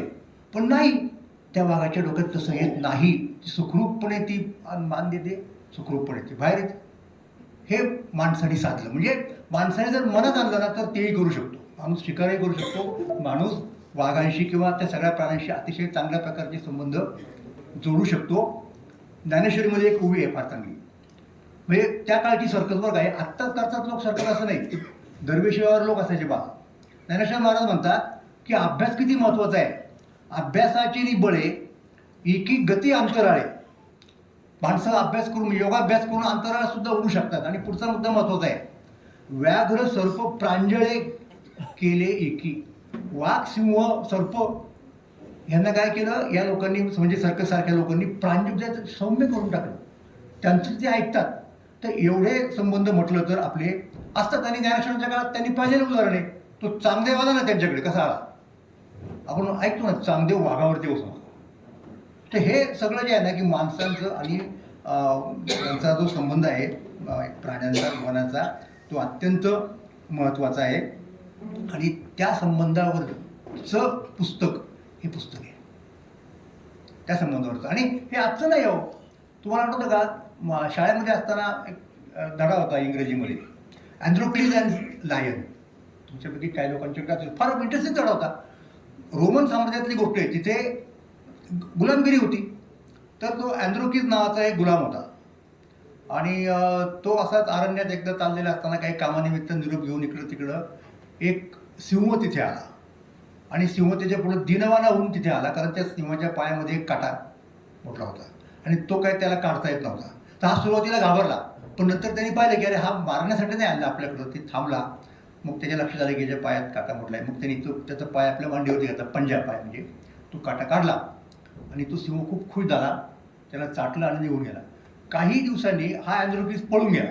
म्हणजे त्या काळचे गुलाम काय करायचे, मालकाचा त्रास फार झाला की पळून जायचे. मग पळून गेल्यानंतर ते नोटीस निघायची, वॉरंट निघायची, हा कुठे सापडतो का, याला आणून द्या. तर योगायोगाने तो सापडला आणि त्याला परत तिथे आणला नगरामध्ये. आणि त्याच्यावरती खटला भरला की तू पळून गेला, मालकाला सोडणं गुन्हा आहे. आणि गुन्ह्यावरचं प्रायश्चित्त काय, प्रायश्चित्त म्हणजे त्या सिंहाच्या याच्यात सोडायचं त्याला, संपूर्ण याच्यात. आणि ते सगळे नगरातले लोक पाहिला याची गंमत की आता हा सिंह कसा त्याला खाणार. आणि त्याप्रमाणे तो अँथ्रोक्लिज आला, त्याला त्यांनी ढकललं त्या सिंहाच्या पिंजऱ्यामध्ये. आणि सगळे लोक बाहेरचे बघे बघ आता अशी कशी गंमत, म्हणजे ती मजाच पाहिजे ना, ती विकृती असते एक प्रकारची असते. तर तो आला सिंहजवळ घरकाळ्या पुढे, तो सुद्धा भुकलेलाच होता. पण तो सिंह तिथं आला आणि त्यांनी ओळखलं ना की अरे हाच तो ज्याने आपल्या पायातला काटा काढला होता. आणि तो तिकडं चक्क त्याला मारण्याच्या ऐवजी त्याला तो चाकू लागला, त्याचा लाड करायला लागला, लोळायला लागला त्याच्या पायावरती. आणि दोघं मिळून मग त्यांनी तो दार उघडलं पिंजऱ्याचं आणि दोघंही त्या सगळ्या लोकांची देखत, कोणाची हिंमत नाही झाली अडवायची, निघून गेले. तर अशा अशा अशा गोष्टी आपल्याकडे आहेत, अशा गोष्टी आपल्याकडे आहेत. हिसाब नीती, पंचतंत्र, हे काय आहे? माणसं आणि प्राणी एकमेकांशी संबंध ठेवतात, एकमेकांशी बोलतात, इतकं जवळचं नातं आहे. पण अलीकडच्या काळामध्ये त्या नात्याबद्दल कुणी लिहित नाही. म्हणून वैशिष्ट्य काय इंदुरकर साहेबांचं, इंदुरकर साहेबांनी चक्क माणूस आणि तो प्राणी, म्हणजे तो प्राणी वाघ, यांच्या संबंधाबद्दल लिहिलेलं आहे की कशा पद्धतीने माणसं आणि प्राणी एका याच्यात येऊ शकतात. आणि मग अशी यांनी क्लिअर केलं ना, आर के साहेबांचं सांगितलं की तो स्वतः शक्यतो बासाहेबांनी सांगितलं लेखकाने खुद्द की तो स्वतःहून काय कोणाची खोडी काढत नाही. त्याला जर भीती वाटली तरच तो त्या भानगडीत पडतो वगैरे वगैरे. पण अशा प्रकारे आम्हाला सांगायचं आहे आपल्याला असं की ही वेगळ्या प्रकारची कादंबरी आहे. वेगळ्या प्रकारची कादंबरी म्हणजे कशी, या सगळ्या संबंधाचा उलगडा करणारी कादंबरी ती अशी आहे. पण तत्पूर्वी आणखीन एक मला छोटी गोष्ट सांगायचं मोह तुम्हाला होतं की कसे संबंध असतात प्राण्यांच्या मध्ये, माणसांच्या मध्ये.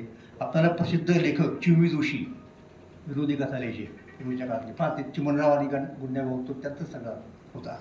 तर ते त्यांनी लिहिलेलं की यांच्या डोक्यात असं आलं की फार जुनी गोष्ट आहे. त्या काळात स्काउट नावाची गोष्ट जोडतो. आता हल्ली स्काउट राहिलंच नाही साहेब, फार चांगली संस्था लोकसेवेची वगैरे वगैरे. तर ते स्काउटच्या लोकांचं वैशिष्ट्य काय की मदत करायची, संकटात सापडलं की मदत. तर एके ठिकाणी ते असे कॅम्प मला गेले आणि आम्ही मदत करू वगैरे लोकांना जाहीर केलं. त्याही लोकांना माहिती होतं की स्काउटचे लोक मदत करतात. तर त्या दिवशी त्या गावात एक सर्कस आलेली असते. तो सर्कसचा मॅनेजर येतो पुढे भेटायला यांना, म्हणजे आपल्या स्काउटच्या त्या मुख्य म्हणजे स्वतः चिमणराव, आणि सांगतो की तुम्ही एक मदत करा. म्हणजे काय मदत म्हणले, आमची सर्कस आहे आणि सर्कसमध्ये आता पहा बरं का, सर्कसमध्ये कोण वाघ वगैरे असे असतात का नाही. आपले सर्कसमध्ये आमचा जो वाघ आहे ना तो आजारी पडला आहे.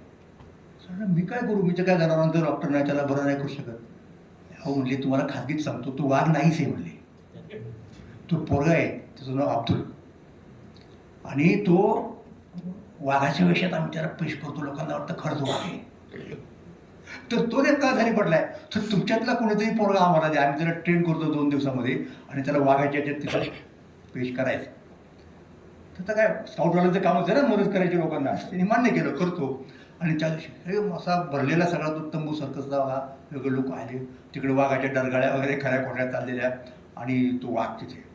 आणि त्यातला क्लायमॅक्स सीन कोणता की वाघ आणि गाय एकत्र भोजन करतात. म्हणजे वाघ म्हणजे ती गाय गवतच खाणार, तो काय प्रश्न नाही, पण ते एकत्र पाणी पितात. आणि त्याप्रमाणे मग ती गाय तिकडनं आली, अब्दुल आला तिकडनं वाघाच्या ह्याच्यामध्ये डरकाळ्या फोडत फिरत, आणि समोर ठेवले पाणी ठेवले, याचा चारा असेल, त्याच्या पुढे आणखीन काय दुसरा असेल. आणि त्यांनी उड्या वेड्या मारल्या, डरकाळ्या फोडल्या. गायीला संशय आला की हा नेहमीचा वाघ नाही, हा वेगळा दिसतोय.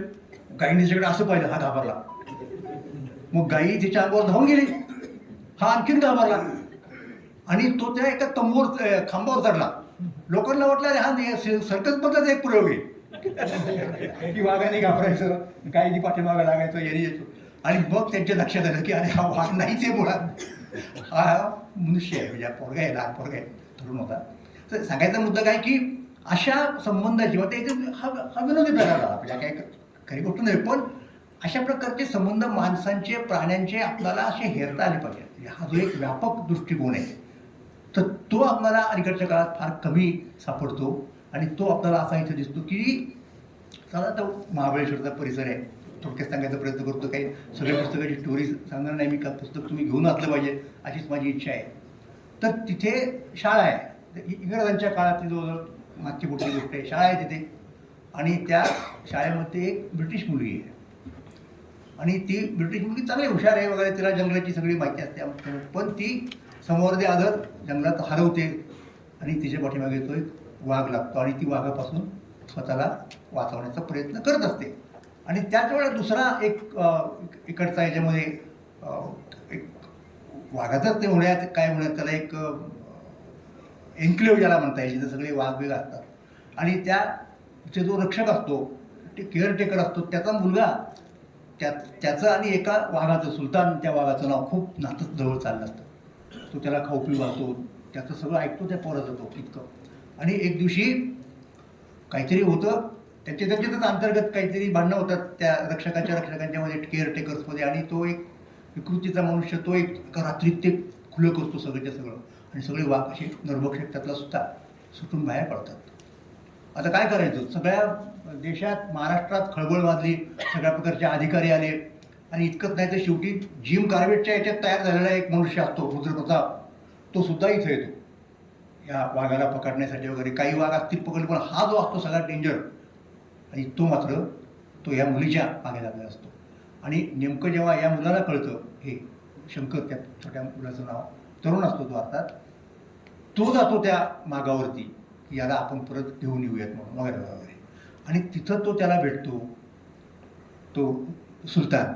आणि मग सुलतान आणि तो मिळून, आणि सुलतान त्या मुलीला मारणार असतो आता ऑलमोस्ट, तिने डोळे दाखले की आता आपण गेलो. तेवढ्यात तो तिथे तो त्याला हाक मारतो. आणि मग ती मुलगी, ती ब्रिटिश मुलगी आहे, तिचं नाव जेनिफर अँड दी बिस्ट म्हणजे हा वाघ सुलतान. आणि मग त्या तिघांची गट्टी होती, तिघंजण जंगलात राहतात. आणि एक दिवस असा येतो की तो त्याला घेऊन तिथपर्यंत येतो आणि वाघाला परत त्याच्या ठिकाणी नेऊन ठेवतो. अशी ती कथा आहे. मग त्या अनुषंगाने त्याच्यात अनेक गोष्टी आहेत. म्हणजे उदाहरणार्थ त्याच्यामध्ये जसं उपकथानक असावं तसं जिम गार्बेटच्या गोष्टी आहेत. त्याच्यामध्ये छत्रपती शाहू महाराजांची एक गोष्ट आहे, फार महत्त्वाची वाटते मला. महाराज हे अट्टर शिकारी होते. आणि महाराजांनी त्यांना ते जेव्हा कळलं की आफ्रिकेत अशाही प्रकारचे शिकारी होतात, त्या पद्धतीने त्यांनी तिकडं माणसं पाठवली, त्यांच्याकडून ट्रेनिंग करून घेतलं आपल्या त्या चित्त्यांना. आणि ते चित्ते सोडायची शिकारी करण्यासाठी, डुकरांची शिकार करण्यासाठी. ते चित्तावान एक पदच होतं. चित्तावान म्हणजे चित्ते पाळणारे महाराजांच्या दरबारातले. आणि मग त्या गाडीतून तो चित्ता न्यायचा, तो सोडायचा, आणि मग तो चित्ता त्या पाठलाग करायचा त्या भक्ष्याचा, आणि परत तो घेऊन यायचा. हे परत माणसाचं वैशिष्ट्य आहे. प्राण्यांना कसं स्वतःच्या ह्याच्यात त्यांनी वगैरे वगैरे. तर हे का त्यांनी सांगितलं, परत एक कनेक्शन आहे की अशा पद्धतीने तुम्ही प्राण्यांना सुद्धा आपलंसं करू शकता, जसं त्या सुलतानाला त्या शंकरनी आपलंसं केलं. तर हे जे संबंध आहेत ते नेहमी असेच असले पाहिजेत असं नाही. म्हणून तुम्ही त्यांच्याबरोबर एक सहजीवन, ज्याला म्हणतो सिम्बॉयसिस हा एक ग्रीक शब्द आहे मुळातला, की सहजीवन कोणाचं, माणसांचं सहजीवन, कोणाचं माणसांचं आणि प्राण्यांचं सहजीवन, प्राण्यांचं. हे सगळे एकमेकावरती अवलंबून असलेले ही जीवसृष्टी आहे. तिने एका विशिष्ट मर्यादेच्या पलीकडे एकमेकांचा नाश करता कामा नये. आता जंगलामध्ये आता जीवसे जीवन, त्यांना त्याला पर्यायच नसतो, काही गोष्टी होतातच. त्यातनं जो एक समतोल असतो वगैरे, त्याच्याबद्दल खूप लोक म्हणतात काय पर्यावरणामुक्त. पण हा महत्त्वाचा मुद्दा आहे, हा नातेसंबंधाचा मुद्दा आहे, की जो संतांच्या साहित्यात देखील तुम्हाला सापडतो. मग अशी मी सांगितल्याची गोष्ट कृष्णाने आपल्याला किती चांगल्या प्रकारे सांगितलेली आहे. तर हे जे आहे ना, हे पुस्तक अलीकडच्या काळात, शेवटचा सुद्धा सांगतो मी, की आत्ता जो सध्याचा विशेषतः बिबट्यांच्या संदर्भामध्ये महाराष्ट्रात कुठल्याही ठिकाणी जा, परिसरात कुठेतरी तो मुद्दा असतोच. आणि तो कधीतरी गावात शिरतो, गावातल्या कोंबड्या पळवतो, कुत्री पळवतो, लहान मुलांना सुद्धा मारण्याचा प्रयत्न करतो. आणि त्याचं कारण एकच, सगळ्यांना माहिती आहे की आपण केलेली बेसुमार जंगलतोड. तर हे कुठेतरी थांबलं पाहिजे ना. त्याचाही संबंध कुठेतरी पोचतो या सगळ्या आपल्या इंदुरकर साहेबांच्या पुस्तकाशी. तर हे एक व्यापक, सगळी सृष्टी जी आहे ना, ते एक युनिट आहे. मला याच्यातून संदेश आपल्याला काय मिळतो, सगळी सृष्टी मिळून एक युनिट आहे. त्या युनिटमध्ये वेगवेगळे आहेत, मग ते प्राणी असतील, ती माणसं असतील, माणसांच्या मध्ये असतील. तर हा महत्त्वाचा संदेश या ठिकाणी जातो. आता गंमत कशी आहे माहिती का, म्हणजे गंमत अशी आहे की आपण प्राणी आणि माणसं यांच्यामध्ये एक संवाद असला पाहिजे, एक रॅपो असला पाहिजे असं म्हणतो. परंतु आज मी चित्र आपल्याला असं दिसतं की माणसात सुद्धा हा रॅपो राहिलेला नाही, संवाद राहिलेला नाही. तुम्ही गेले वर्ष, दीड वर्षातले जर राजकारणी प्रवक्ते मंडळीची जी स्टेटमेंट्स पाहिली, लक्षात घ्या, बाकी मी कोणाला कोट करत नाही, आपल्याला माहिती आहे, आपण बघता वाचता रोज, की अरे हे डरकळ्या पडतात की बोलतात, असंच वाटतं ना. म्हणजे बोलताना ते माणसांच्याच भाषेत बोलतात, मराठीत बोलतात, आपल्याला समजतो. पण त्यांचा जो हे असतो की नाही, आविर्भाव म्हणा किंवा काय म्हणा, की अरे आत्ता जर तो माणूस समोर असेल ना, त्याचं काही खरं नाही. अशा प्रकारची परिस्थिती निर्माण झाली आहे. ही काय झाली, हिचे आपण काय कुठल्या स्तरावरती वगैरे, ते काय महाराष्ट्र नेऊन ठेवला वगैरे त्या भाषेत मी बोलणार नाही. पण अशी आजची आपली अवस्था आहे. मला वाटतं हे पुस्तक त्याही मंडळींनी वाचलं पाहिजे बरं का. तिथे माणसांमध्ये आणि प्राण्यांमध्ये चांगले संबंध निर्माण होऊ शकतात. तुम्ही माणसांमध्ये संबंध का बिघडवता. म्हणून या पुस्तकाची व्याप्ती, त्याचा ऑडियन्स फार व्यापक आहे असं मला वाटतं. आणि अशाच प्रकारच्या ऑडियन्सच्या व्याप्तीची व्यापक पुस्तकं इंदुरकरांनी आणि आता निवृत्त होत आहेत, त्यांनी अतिशय इमाने इतबारे सेवा केली. पोलीस खात्यामध्ये एक आपला स्वतःचा ठसा उमटवला. आणि याच्यानंतर त्यांनी आपल्या पुढच्या कारकिर्दीमध्ये लेखक म्हणूनच वावरावं. त्यांच्याकडं अनेक साठा आहे, अनुभवाचा शिदोरी आहे सगळ्या प्रकारची याची. ती सगळी त्यांनी आपल्या वाचकांच्या पुढे खुली करावी. आम्ही सगळे त्याचा मोठ्या आनंदाने आस्वाद घेऊ एवढं सांगतो. आणि या कार्यक्रमाच्या प्रकाशनासाठी पुस्तकाने मला बोलावलं, त्याबद्दल आपल्या सगळ्यांचे आभार मानून सांगतो.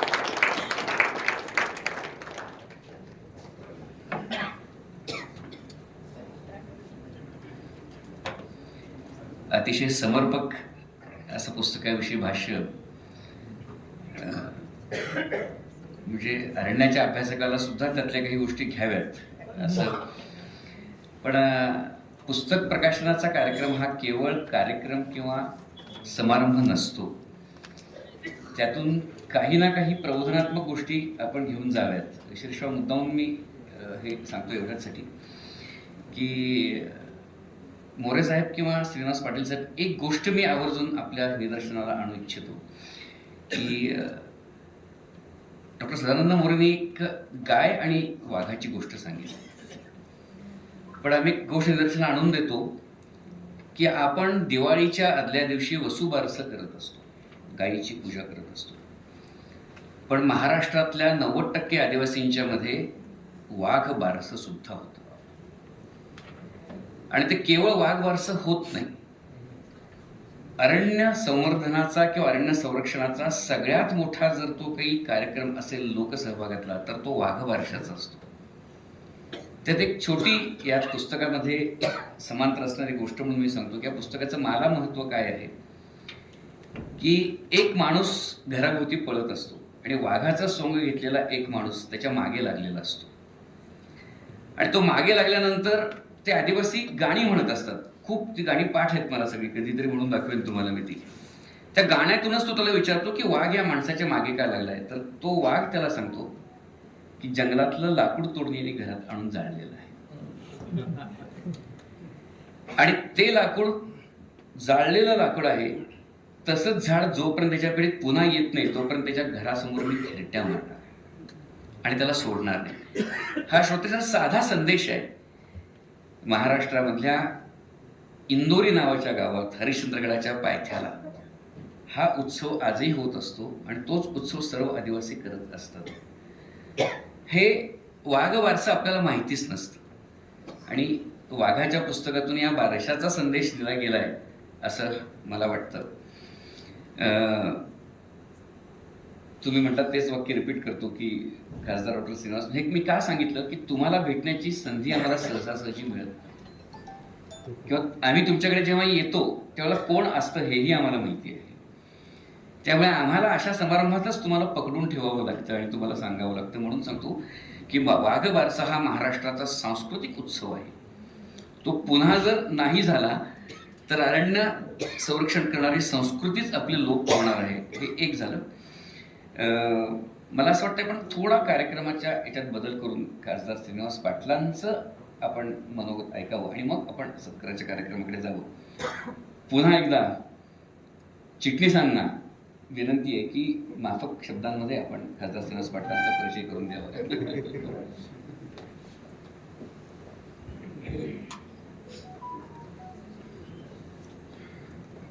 मान्य श्रीनिवास पाटील यांचं भाषण झाल्यानंतर काही सत्कार होणार आहेत. फक्त जाताना मी एकच सांगेन की हे एक युनिट आहे आपलं जग. थोडक्यात म्हणजे सगळे देश. मध्यंतरी माझ्या लेखनात एक विषय, वाचनात एक विषय आला की ब्राझीलमध्ये जंगल जाळून तिथं सोयाबीन आणि मका पिकवला जातो आणि त्याची निर्यात चीनमध्ये होते. आणि आपण सगळे म्हणतो की नाही तुम्ही जंगल जाळलं नाही पाहिजे. तर ब्राझीलचे लोक असं म्हटले की तुम्ही आम्हाला सांगणार जंगल जाळू नका, तुम्ही विमानातनं फिरणार, गाड्यातून फिरणार आणि आम्ही पायी फिरायचं का? नाही, आमचं जंगल आहे, आम्ही जाळणार, आम्ही सोयाबीन पिकवणार, आम्ही मका पिकवणार, चायनाला निर्यात करणार आणि येणाऱ्या पैशातून आम्ही सुख मिळवणार. दुसऱ्या बाजूनी मलेशिया सुद्धा जंगल जाळते आणि मलेशिया पामची निर्यात, पाम तेलाची निर्यात भारतात करते. ते तसंच म्हणतात. म्हणजे आज एका बाजूनी मी आता कालच लेख वाचत होतो की व्याघ्र प्रकल्प हळूहळू जंगलं, म्हणजे आता अदानींचंच नाव आलंय त्याच्यामध्ये की अदानींना आता एक जंगलाच्या शेजारचा भाग दिला गेला जो खरं परिसर म्हणून ठेवलेला होता. तर हे सगळं चालू आहे आणि आपण पुढच्या पिढीला नक्की काय देणार आहे. त्यामुळे ही अशी पुस्तकं अतिशय महत्वाची आहेत आणि यामध्ये श्रीनिवास पाटील सरांचं काम हे अतिशय मोठं आहे. त्यांनी देशाच्या पातळीवर विशेषतः पर्यावरणावर मोठं काम केलेलं आहे. बऱ्याच गोष्टींमध्ये त्यांनी चांगले प्रकल्प राबवलेले आहेत. असं हे व्यक्तिमत्व आपणासमोर बोलण्यात येतं. मी त्यांची ओळख सातारकरांना करून द्यायची जरूर नाही. आपले श्रीनिवास पाटील हे पुण्यामध्ये हवेशी वाटतात. जे नाव श्रीनिवास पाटील पण पुणेकरांना ते पाहिजे असतात. विशेषतः पुण्याचा विकास होण्यामध्ये श्रीनिवास पाटील यांचं मोठं योगदान आहे. तिथलं एस.एफ. सभागृह असेल, तिथलं पत्रकार भवन असेल, अगदी हिंजवडीचं IT पार्क असेल, परंतु श्रीनिवास पाटील यांनी जी कामं पुण्याच्या बाबतीमध्ये केलेली आहे ती फार मोठी आहेत. वास्तविक आपण त्यांचं एक वेगळं भाषण त्याच्यावर ठेवू. पण असं व्यक्तिमत्व विशेषतः सातारकरांचं लाडकं आहे. सातारा म्हणजे जिल्ह्याचं लाडकं व्यक्तिमत्व आहे. आणि मी बघतो की ती प्रत्येकाला विशेषतः वेळ देतात आणि त्यांची कामं विशेषतः करत असतात. आणि असं हे व्यक्तिमत्व आपल्यासमोर आपलं मनोगत व्यक्त करायला येत आहे. मी त्यांचं या ठिकाणी स्वागत करतो. त्यांनी आपलं मनोगत व्यक्त करावं अशी विनंती.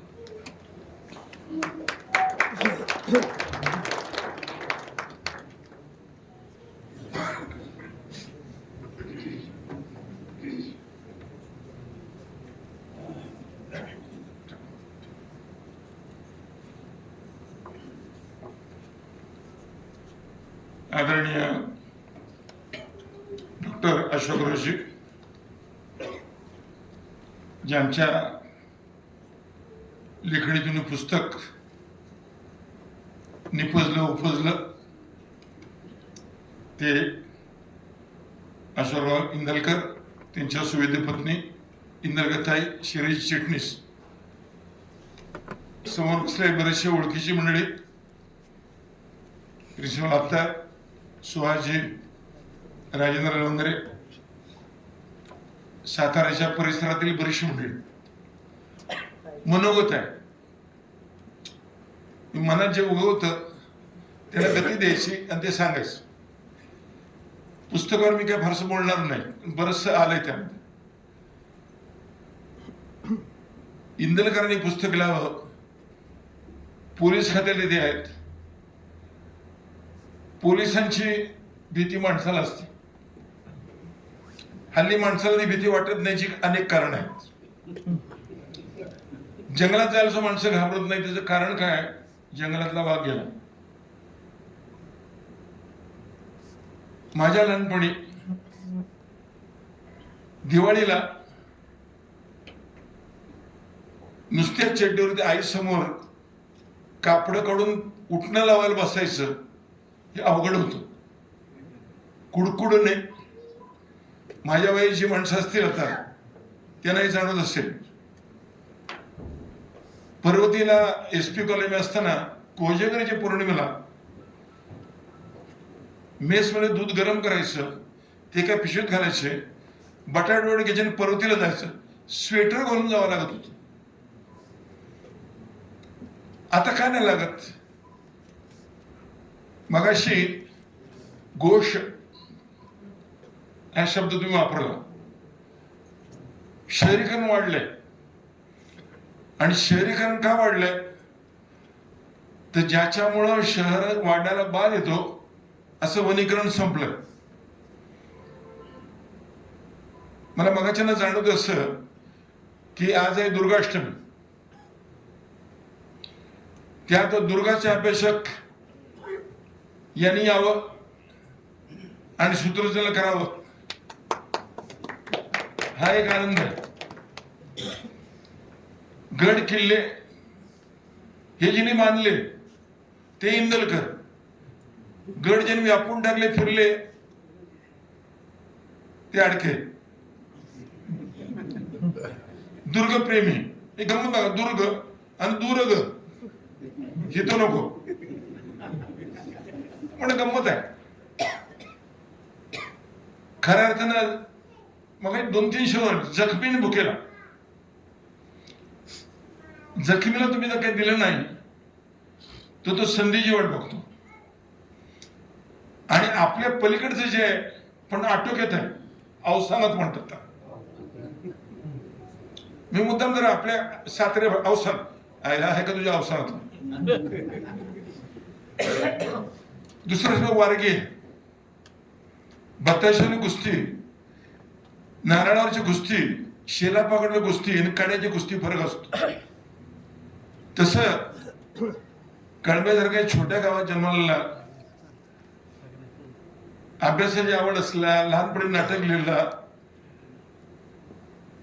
तिथल्या 4 चौघांसमोर नाटक जे हे केलं, त्या इंद्रकांना लिहायचा छंद लागला.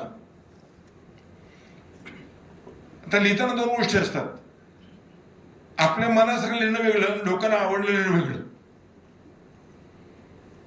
आणखी मग अशी बोलता बोलता तो वसंत बापटांची कवितेचं सांगितलं, दिक तुमचे स्वर्ग साथी, इथली चुंबन मी माती, या मातीच्या तृणपात्यांना अजून आहे खडककळा, कृष्णेच्या पाण्यातून वाहत असे लावा सगळा, भक्तीचा मेळा दाटे, चोख्याची पैरण फाटे, गंगा जमुना तुमच्या आमच्या, केवळ माझी भीमथडी. बघा काय सगळं पर्यावरण आहे, आणि ते पर्यावरण तुटत चाललं.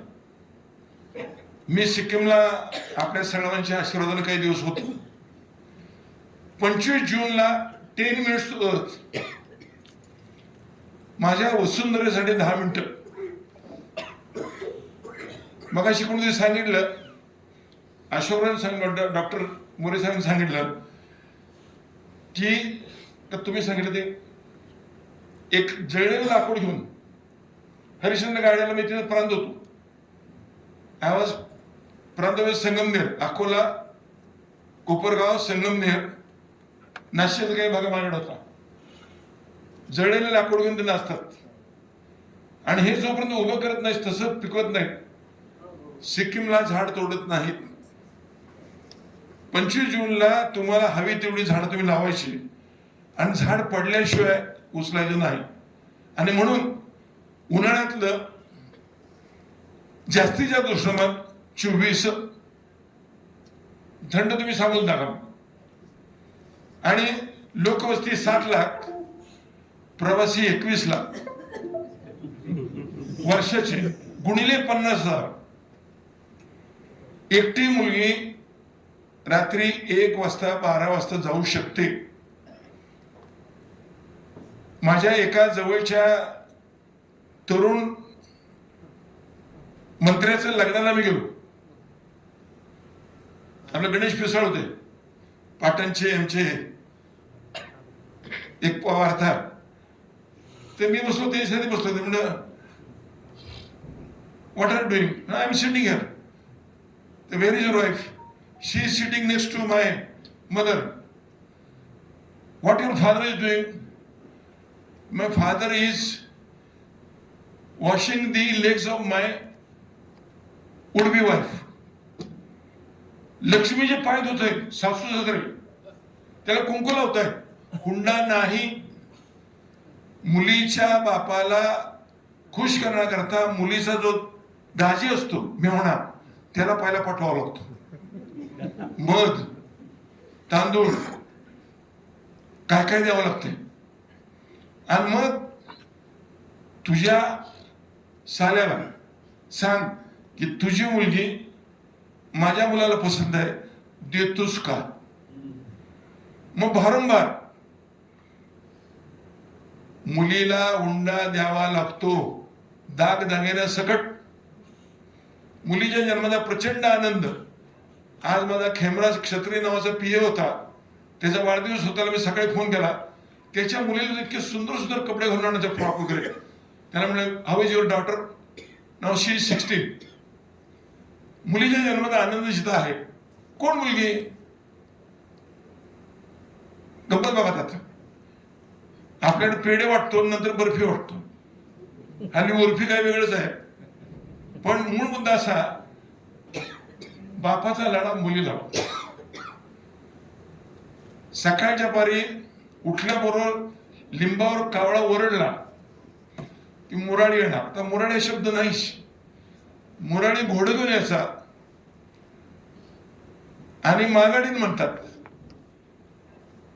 मागाडीन माहेरवासीन जी सासरात असते ती मागाडीन असते. आणि तो घोड्यापासून येतो, आणि मुराडी सहसा धाकटा भाऊ असतो. आणि तो घोड्यानं आपल्या बहिणीला नेतो आणि उतरवतो. ती परंपरा होती, पण परंपरा मोडत चालल्या. उत्कर्षच्या दुकानात बसल्यानंतर 30-35 दुकानाची 2 दुकानं झाली. आदरणीय यशवंतराव चव्हाण हे कुलाब्याला पुस्तक घ्यायला जायचे. पै नावाचे दुकानदार होते, तिने ते पुस्तक घ्यायचे. आदरणीय पवार साहेब मी त्यांच्यावर असायचो सांभाळायला. आदरणीय doctor P G. Patil principal, Y S. Mahajan, Shrinivas Patil आणि Sharad Pawar, India coffee house, manage book stall, camp, पुस्तके.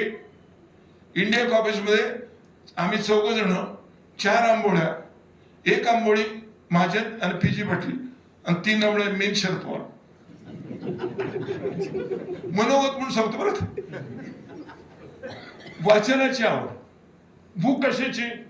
वाचनाची, रात्रंदिवस. ती वाचन कमी होत चाललेलं आहे. आणि पुस्तकाचं प्रकाशन समारोह नसतो. मला अतिशय आनंद आहे. प्रकाशन समारोह करा. प्रकाशन आहे आकाश आणि विकास, पण सबके साथ.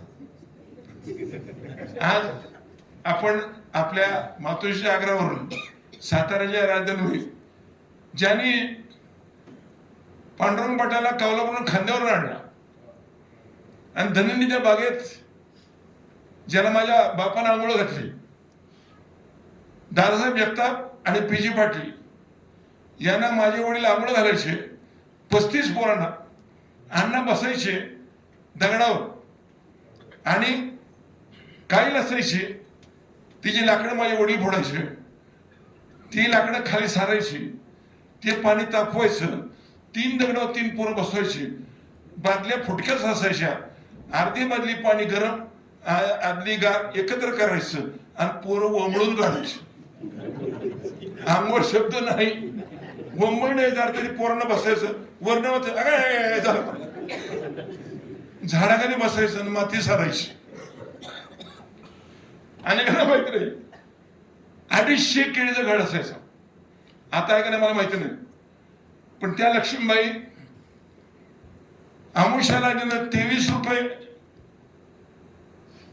मंगळसूत्र ठेवून घाण ठेवून आणले आणि पोरांना चैत्री पडदिवशी पोळ्या केल्या. ती लक्ष्मी आहे. आणि हे 4 ऑक्टोबर 1919 काल 3 पोरं बोर्डिंग नुसतं खायचं. शाळामध्ये अनेक आहेत. छत्रपती प्रतापसिंह आहेत, तुमची मुलची न्यू मिडल स्कूल आहे, नंतरची शाळा निघाला. आणि मगाशी आपण म्हणालात 3 डिसेंबर 1944 डांबर खडी, त्याची गांधी टेकडी, मारुल बौल, सोन्याची वाडी, पापार्ड इथं ती शाळा. 51 बैलाच्या जोडीची मिरवणूक, 1 बैलगाडी, त्याच्यावर माच्या, त्या माच्याच्यावर अण्णा, अण्णाच्या खालनं टोन गाठला 3.5-4 वर्षाचा मी दांडी धरून. तो आनंद का वाजतोय माहिती ना, शाळा निघते. आणि त्यातलीच काही पोरं सातारा धरणीच्या बागेत माझे वडील शिकत असताना घरी आली. आजचा तो वर्ग वेगळा आहे. त्या काळामध्ये आता इस्माईल साहेब मुल्ला, तारसाहेब, महादार सगळी त्यावेळची मंडळी.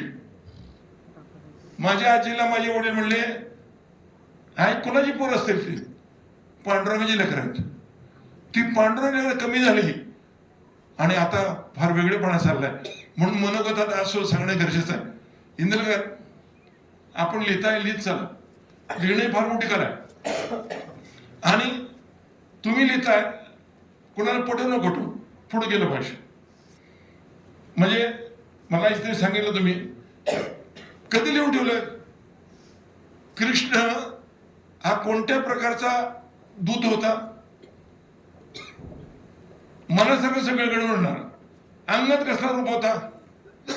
विभीषण कसा दूत होता? दूताचे अनेक प्रकार आहेत आणि द्यूताचे प्रकार आहेत. दूतामार्फत सांगावं म्हणजे दूतात आपली बायको घालवली आणि 5 एवढे मोठे पुरुष सुद्धा रमी आणि खाली आहे मोठे गमतीदार आहे. तेव्हा आजकाल हे सगळे चाललंय. वाचायला वेळ नाही गोष्ट खरी आहे, कारण वाचायचंच चाललंय आणि लगेच बंद होते. आणि त्यामुळं खऱ्या अर्थानं ही संस्कृती वाढवली पाहिजे. वाचनानं माणसाची बुद्धी वाढते, अनेक गोष्टी असतात, अनेक कथा सुचतात, कुठल्या पानावर काय आहे हे सुद्धा आपल्याला कळतं. आणि त्यामुळं आजच्या पुस्तकाचं प्रकाशन होत असताना कळंबीची काही मंडळी आहेत, सातारून काय आले आहेत, कोल्हापूर, मी काय आलं तुम्हाला सगळं बघा, माणसं भेटतात. मग जे म्हणले यांना भेटायला मिळत नाही, तिथं वाघ नसतात, गायी नसतात, पण मूळ मुद्दा असा, माणसं आहेत, 2 मिनिटात काम करावं तर मोकळं करावं. आपल्याला जर एखाद्या चॉकलेट दिलं लहानपणी, आमचे एक मामा मिलिटरीत होते, ते मिलिटरीतनं तिकडनं चॉकलेट आणायचे आणि येताना एक मच्छर आणायचे, मच्छरदाणी. मच्छरने हा प्रकार मला लहानपणी माहिती नव्हता. पेटवायचं काहीतरी डास घालवायचं, पण नवनवीन प्रकार यावेत त्यांनी बघायला मिळावं आपल्याला. इंद्रकर साहेब ते माझे मामा मिलिटरीतले, लिबर्टी जवळ एक केंद्र आहे फार मोठं, लिबर्टी टाकायचं. माझे वडील बसले होते, वकील होते, त्यांचं नाव शामराव. शामरावने असा हात केला आणि एका माणसाने त्याला कोट घातला. मुद्दाम सांगतोय, म्हणले शामराव आईला तुला हात नाहीत खरे, 17 वर्ष बोलतो. म्हणलं आयुष्यभर काम हेच केलंय, तेव्हा आता मला संधी आली तर लोकांकडनं जाऊन मी होती सातारकर. कुणीतरी आपल्याला कोट घालायची संधी मिळत नाही, आपण आयुष्यावर कोट घातले. गडकोट किल्ले ज्यांनी पादाक्रांत केले आणि ज्यांनी बांधले त्याच कोणीतरी आज काहीतरी छापतंय आणि ते कोणीतरी वाचतंय. आणि एक गमत आहे, काय वाटत 20 तासाला कुठं आला भाषा, 20टा पशु आहे आणि ॲनिमल हा प्राणी आहे. बघा शब्द काय, पशु चिकित्सालय, प्राणी चिकित्सालय वेगळं आहे, मनुष्य प्राणी आहे. काही जनावरे प्राणी आहेतच, पण पशु चिकित्सालय आणि मानवी प्रशिक्षण, माणसाचा असतो दवाखाना, पशूचा असतो वेगळा, गुरांचा दवाखाना वेगळा आणि माणसांचा दवाखाना वेगळा, त्यातला भेद आहे. पण माणूस आणि पशु जर एकत्र आला तर काय करू शकतो ते जिनीपर्यंत बिस्ट आहे. एकत्र यावं. भूतानला मी गेलोय, लामांच्या बरोबर वाघ आहेत, सहज येतात असे. तुम्ही बघितलं असेल टीव्हीवर, लहानपणापासून एखादा तुम्ही सांभाळलं, कुरवाळलं तर तो जो बघायचा तुम्ही सांगितलं काटा काढला, तो मी बघितलं, सिनेमा बघितला समोरचा. आणि जंगलामध्ये सेवियन नावाचे पिक्चर बघितले, सगळे ते सुटतात, सिंह तोही बघितला. सामान्य माणसामध्ये जी कला आहे त्यात 2 गोष्टी आहेत, एक करण्याची कला, एक ऐकण्याची कला. लिहिण्यामधलं जे कौशल्य आहे ते इंदिराने सांभाळ, आपल्याला 4 महिन्यानं 8 महिन्यानं काही मिळू द्या, पण हे सोडू नका. महाराष्ट्र साहित्य परिषदेनं गौरव करून आपल्या एखाद्या ग्रंथाला पारितोषिक द्यावं. आणि ते पारितोषिक आणखी गंमत आहे, गावात गेला कोणतरी कुंचा, जेव्हा सत्कार होतो तेव्हा गल्लीत गेल्यानंतर आपल्याच माणसाचा सत्कार झाला, हे गावच्या लोकांना कळल्यानंतर मग आपण मोठे होतो. आईला असं आहे आम्हाला माहितीच नव्हतं. सावी नावाची मुलगी आपली आसपासची धनुष्यविद्या कुठे गेली, चव्हाण नावाचं एक पोरग फलटणचं ते गेलं. जोपर्यंत लोकांना कळत नाही, लोक खांद्यावर घेत नाही, तोपर्यंत आपला माणूस खांद्यावर घेण्यासारखा आहे हे लोकांना कळत नाही. आपण खांदा अनेकाला दिला असतो, पण खांद्यावर घेणं वेगळं आणि खांदा देणं वेगळं आहे. तेव्हा खांदा लेखक आज याच कर्मवीर भाऊराव पाटलांच्या एका सभागृहामध्ये आपलं पुस्तक लिहितोय, त्याचं प्रकाशन होत आहे आणि त्याला देवकर येत आहेत. त्यामुळे तो आनंद आहे. कारण ज्ञानेश्वरांनी आणि तुकारामाने, ज्ञानेश्वरांनी प्राकृत आणलं पण तुकारामाने स्वभाषण आणलं. एकेका अभंगावर PhD केले लोक आहेत. कसं केलं असं बघा, जोडून या धन उत्तम व्यवहारे, उदास विचार खर्च करे.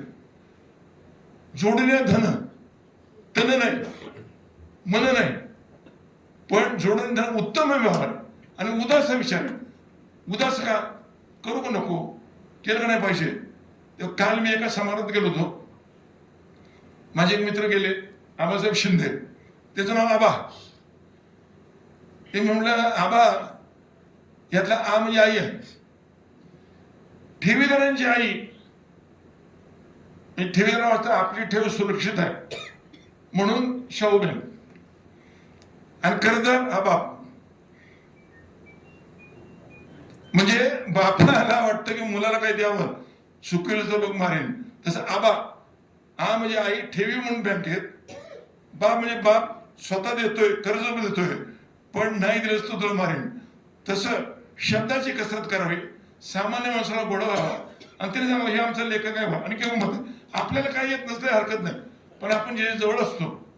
आज सकाळी मला काय फोन आला, साहेब नमस्कार, श्रीनिवास पाटील गावा बोलतोय, आमचे मित्र डॉक्टर अनिकेत आहेत, त्यांचा आज वाढदिवस आहे, बोला. आलं हे नवीन निघालं. मी गाडीत मतदार असलं मी घेतलं, आमचा एक मित्र अनिकेत डॉक्टर देशमुख, त्याचा वाढदिवस आहे, बोला. ठीक तर ठीक. परवा रात्री 12:30-1 वाजता वाईट न बोला, काय होणार साहेब, आमच्या ते मुलगा एक आजारी आहे, त्याला बरं वाटलं तरी 12:30, त्याला वाईट बरं वाटलं असं बोला.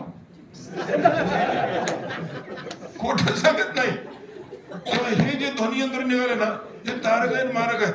आणि काही काही ध्वनियंत्र सारखं म्हणत असत एंगेज आहे आउट ऑफ रिच. ते कसं करून घेतं तेवढं मला शिकवा. म्हणजे पीएबी बसलं त्याला बंद करायला चालू करा. हे मोठं कला आहे. तेव्हा सामान्य माणसाला रिझवणार, पसरवणार असं काही लिहित जा. तुम्ही त्याला गोडवा आहे. आणि तुम्ही इंदल करा, जेव्हा रायगड बांधून झाला तेव्हा त्यांनी म्हटलं ते लिहिलेलं आहे, जोहार करून लिहिलं आहे. तेव्हा घडवण्याची कला ज्यांच्यामध्ये, घडवण्यात दडवणं सगळं बरंच असतं आणि मडवणं सुद्धा बरंच असतं. घडवणं मडवणं दडवणं, दडवायचं दडवा, घडवायचं घडवा. आणि आज हे मडवलं आणि त्याला चिटणीस याने सजवलं आणि सगळे आपल्या मंडळीत त्याचा आनंद घेतो. मनोगताचं सगळं संपलंय, मनातलं होतं सांगितलं, घ्यावं मनात, सांगावं छानात, पण ते कानात सांगावं, मनात उतरावं आणि आपल्या मनाप्रमाणे आपण कुठेतरी हातात आणून जावं. म्हातारपणी ठसकावं आणि ठसक्यात डोळ्यांना पाणी यावं. ते आठवणीचं होतं की आपण कोणाबरोबर फिरलो, त्यातलं गाणं आपल्या कानावर ओघळतंय आणि ते बोटानं टिपायचं नसतं, ते बाहीनं पुसायचं असतं. तोच बाही असते, त्या बाहीत मग सांचेवरचा गारवा येतो आणि मग मन दिसत जातं. आपण असतो आणि बायको शेजारी असते. म्हणजे का हो, खरं सांगायचं नसतं.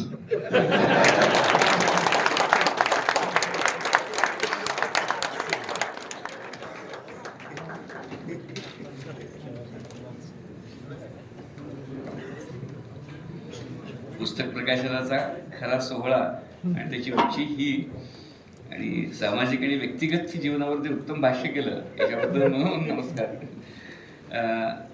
छोटासा परत एक 2च मिनिटाचा कार्यक्रम आहे की या पुस्तकाच्या म्हणण्यापेक्षा इंदलकरांच्या जीवनाच्या जडणघडणीमध्ये काही लोकांचं योगदान, काही लोकांची मदत आहे.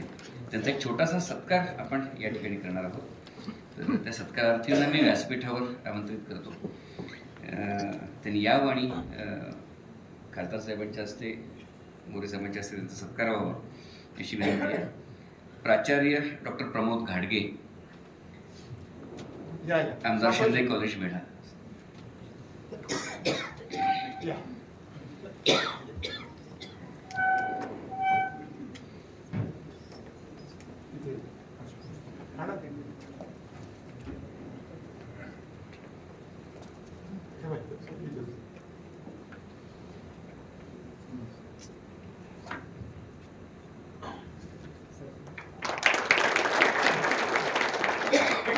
दुसरे सत्कार मूर्ती आहेत राजेंद्र लावंदरे देशमुख, प्रदेशाध्यक्ष राष्ट्र सेवा दल.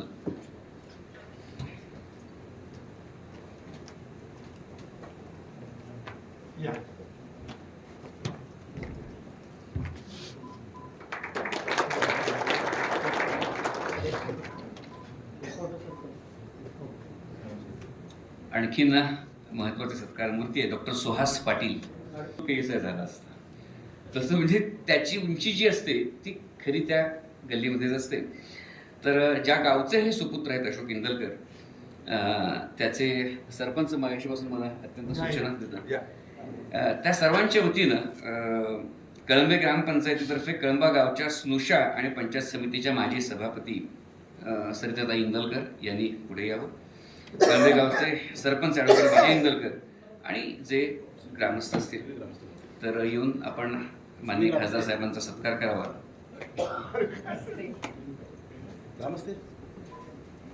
असं या सावकाश या.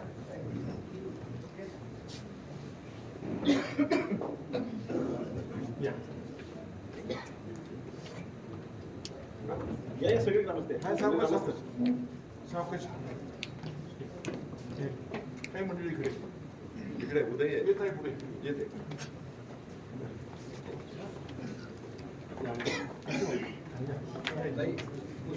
पुस्तक उलट झाले जरा सुलट करा.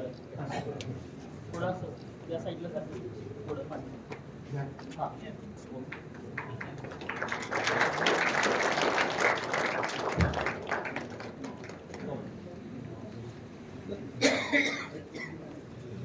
जसे कळंबेकर आणि सातारकर तुम्ही प्रेम करता तसे मी रणजित बाबा जांभळे बाबा आलेत का हे मी कोल्हापूरकर मंडळी सुद्धा बराच काळ त्यांच्या सहवासात होतो. तर इंदलकर साहेबांचा सत्कार करायची त्यांची इच्छा आहे. या या. तर प्रताप पुढे पुढे या तुम्ही. काही आहे दोघे.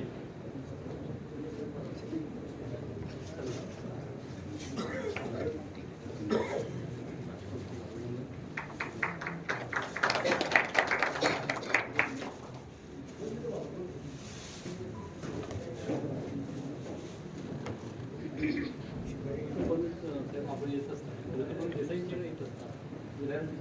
हा.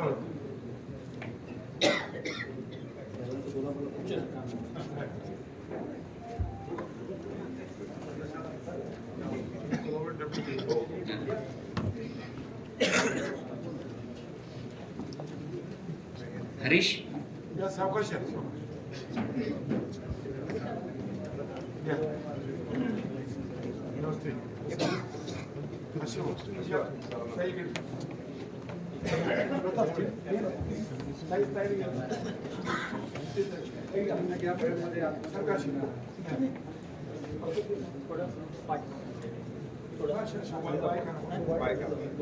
सगळे आलो.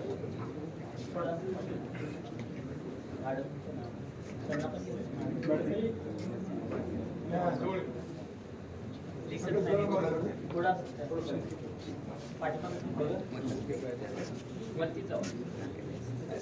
हां हे समोर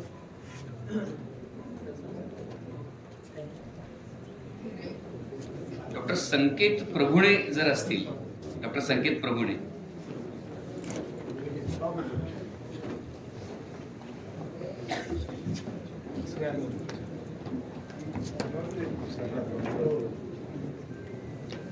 डॉक्टर संकेत प्रभुणे पुणेकर काही मंडळी इंदरकर साहेब आहेत. आत्ताच माझ्याकडे चिठ्ठी येते. मला नावं माहिती नाहीत. या आपल्याकडे या पुढे जा. तुम्ही पुढे जा.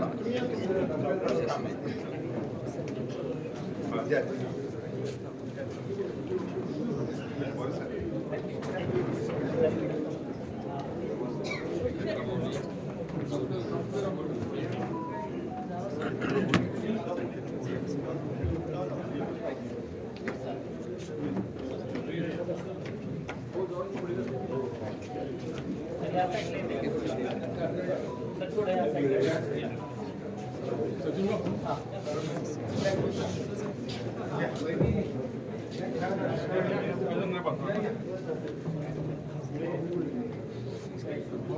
वरती जी असते त्या साईडला. हां तर थोडं त्या साईडला सर थोडं पाठी वरच्या पायरीला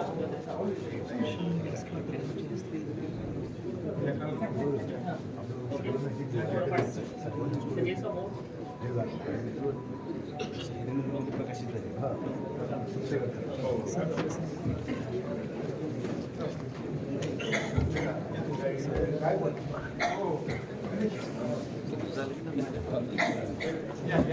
त्याचं काम माझ्याकडे आहे म्हणजे चिठ्ठी झाल्यानंतर म्हणू नये तर अतिशय हृद्य आणि अतिशय उंचीचा असा हा कार्यक्रम आपण या ठिकाणी आता हा संपन्न झाला आणि पुस्तकाच्या परीक्षणाविषयी ज्या पद्धतीने आज आपण आता म्हणजे काही मुद्दे जर तुमचे आम्हाला इतके आवडले मोरे साहेबांचे म्हणा किंवा खासदार साहेबांचे म्हणा तर एखाद्या पुस्तकावर भाष्य करणं हा जो प्रकार आहे हा प्रकार अत्यंत महत्त्वाचा असतो तो वाचल्याशिवाय होत नाही. या कार्यक्रमाची जी याची अधिकृत प्रतिक्रिया आहे ती मी तुम्हाला लेखी देईन इंदरकर साहेब म्हणजे ते पुस्तक तुम्हाला काय वाटलं ते. मी अशी विनंती करतो की या कार्यक्रमाचा जो शेवटचा आणि अत्यंत महत्त्वाचा कार्यक्रम आहे आभार प्रदर्शनाचा तो ॲडव्होकेट इंदुलकरांना मी विनंती करतो की या कार्यक्रमाचं आभार प्रदर्शन करावं आणि कार्यक्रमाची सांगता करावी. सर्व उपस्थितांना मी आसनस्थ होण्याची विनंती करतो. एक संस्कृतमध्ये सुभाषित आहे, शितेषु जायते शूरः सहस्त्रेषु पंडिता वक्ता दश सहस्त्रेषु दाता बहुती मानवा. या सुभाषिताचा अर्थ असा आहे की ह्या 4 गुण सद्गुण नमूद केलेले आहेत. ते म्हणजे 100त एखादा शूर निपुजतो तर 1000त एखादा पंडित म्हणजे विद्वान हुशार माणूस निपुजतो.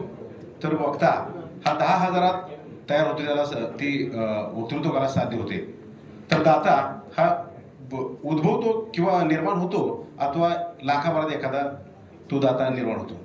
तर 4ही गुण किंवा त्यापेक्षा चारही सद्गुणांपेक्षा सगळे सद्गुण असलेलं व्यक्तिमत्व म्हणजे आमचे बंधू सन्माननीय SCP अशोकजी इंदलकर यांच्यातला एक सद्गुण ह्या सुभाषितातला म्हणजे दाता. त्यांचं दाते पण फार मोठे. आताच आपल्याला सर्व मान्यवरांनी जे आपल्यासमोर साहित्य कला क्रीडा आणि जगभरातले सगळ्या काळातले संदर्भ आजच्या कार्यक्रमाच्या निमित्तानं आपल्यासमोर सादर केले त्याला अनुसरून माझं असं म्हणणं आहे की अशोक भाऊंच्याकडे दाते पण फार मोठे आहे की आपल्या समाजाला आत्ताच्या घडीला वाचनाची फार मोठी गरज आहे. तर ते वाचनी असं हे पुस्तक जेनिफर अँथोनीस त्यांनी त्यांच्या अचाट कल्पनाशक्तीतून सादर केलं आपल्या सगळ्यासाठी. हे फार मोठं त्यांच्या वतीनं आपल्याला हे दान असेल असं मी या ठिकाणी नमूद करतो. आणि हे दान ज्यांनी आपल्याला या ठिकाणी सादर केलं असे सिक्कीमपासून राजधानी दिल्लीपर्यंत सातारी रांगड्या पद्धतीनं आपलं कार्यकर्तृत्व करणारे एक आपल्या माझ्यासारख्या कार्यकर्त्याला एक वडीलधारक व्यक्तिमत्व असणारे आपल्या सातारा जिल्ह्याचे लाडके खासदार सन्माननीय श्रीनिवासजी पाटील साहेब, त्याचबरोबर आपल्या मूळचे साताऱ्याचेच असलेले जगद्गुरू संत तुकोबारायांचे वारसदार प्राध्यापक सदानंद श्रीधर मोरे साहेब हे आज या ठिकाणी आले आणि त्यांच्या शुभहस्ते या ठिकाणी या कादंबरीचं प्रकाशन झालं. मी आपण या दोघांना सुद्धा या ठिकाणी आपल्या सर्वांच्या वतीनं ऋण व्यक्त करतो. त्याचबरोबर आपल्या सातारा तालुका पंचायत समितीच्या माजी सभापती सरिताताई इंदलकर, रयत शिक्षण संस्थेचे संचालक डॉक्टर पाटील आणि त्याचबरोबर राजेंद्रजी लावंगरे आणि इतर सर्व मंडळी की जे अशोक भाऊंचे वर्गमित्र असतील, अशोक भाऊंचे नातेवाईक असतील, त्यांचे चुलते श्यामरावांना इंदलकर आहेत, कणपेचे ग्रामस्थ आहेत, त्याचबरोबर अशोक भाऊंच्या सुविधे पत्नी वहिनी आहेत, त्याचबरोबर त्यांच्या मातोश्री, त्याचबरोबर त्यांच्या भगिनी जया अक्का, सुनीताताई, त्याचबरोबर त्यांचे म्यूट स्पेक्टेटर म्हणून प्रत्येक कार्यक्रमात बघतोय की कौतुक पराडमुख असलेले त्यांचे बंधू. बांधकाम व्यवसायात चांगला त्यांनी जम बसवलेला आहे. चांगल्या क्वालिटीचं त्यांचं बांधकाम व्यवसाय या ठिकाणी सातारा जिल्ह्यात आणि सातारा शहरात चांगल्या पद्धतीने सादर होत असतो. ते आमचे बंधू उदयप्पा इंदलकर आणि त्यांच्या सुविधी पत्नी स्मिता इंदलकर आणि इतर सर्व मंडळी आपण या ठिकाणी हजर झाला त्याबद्दल मी इंदलकर कुटुंबियाच्या वतीनं हार्दिक आपले ऋण व्यक्त करतो. त्याचबरोबर दुसरे दखलपात्र गोष्ट अशी की साताऱ्यातल्या किंवा आपल्या ह्या मराठी साहित्यिक चळवळीमध्ये आपल्या सातारा शहरातील किंवा तालुक्यातील किंवा जिल्ह्यातलं एक अग्रेसर आणि कृतिशील असं व्यक्तिमत्व म्हणजे श्रीजी शिट्टी साहेब त्यांनी आणि त्यांच्या या दीपलक्ष्मी परिवारानं चांगल्या पद्धतीने या कार्यक्रमाचं आयोजन केलं. त्यांचं सुद्धा मी या ठिकाणी हार्दिक ऋण व्यक्त करतो आणि इतर सर्वांचं या ठिकाणी मी पुन्हा एकदा ऋण व्यक्त करतो. आणि आपल्या सर्वांच्या संमतीनं आणि अध्यक्ष साहेब श्रीनिवास पाटील साहेब यांच्या संमतीनं हा कार्यक्रम सुसंपन्न झाला आणि या ठिकाणी कार्यक्रमाला संपला असं मी या ठिकाणी जाहीर करतो. धन्यवाद. आणि या ठिकाणी राहिलेले आपले सर्वच्या सर्व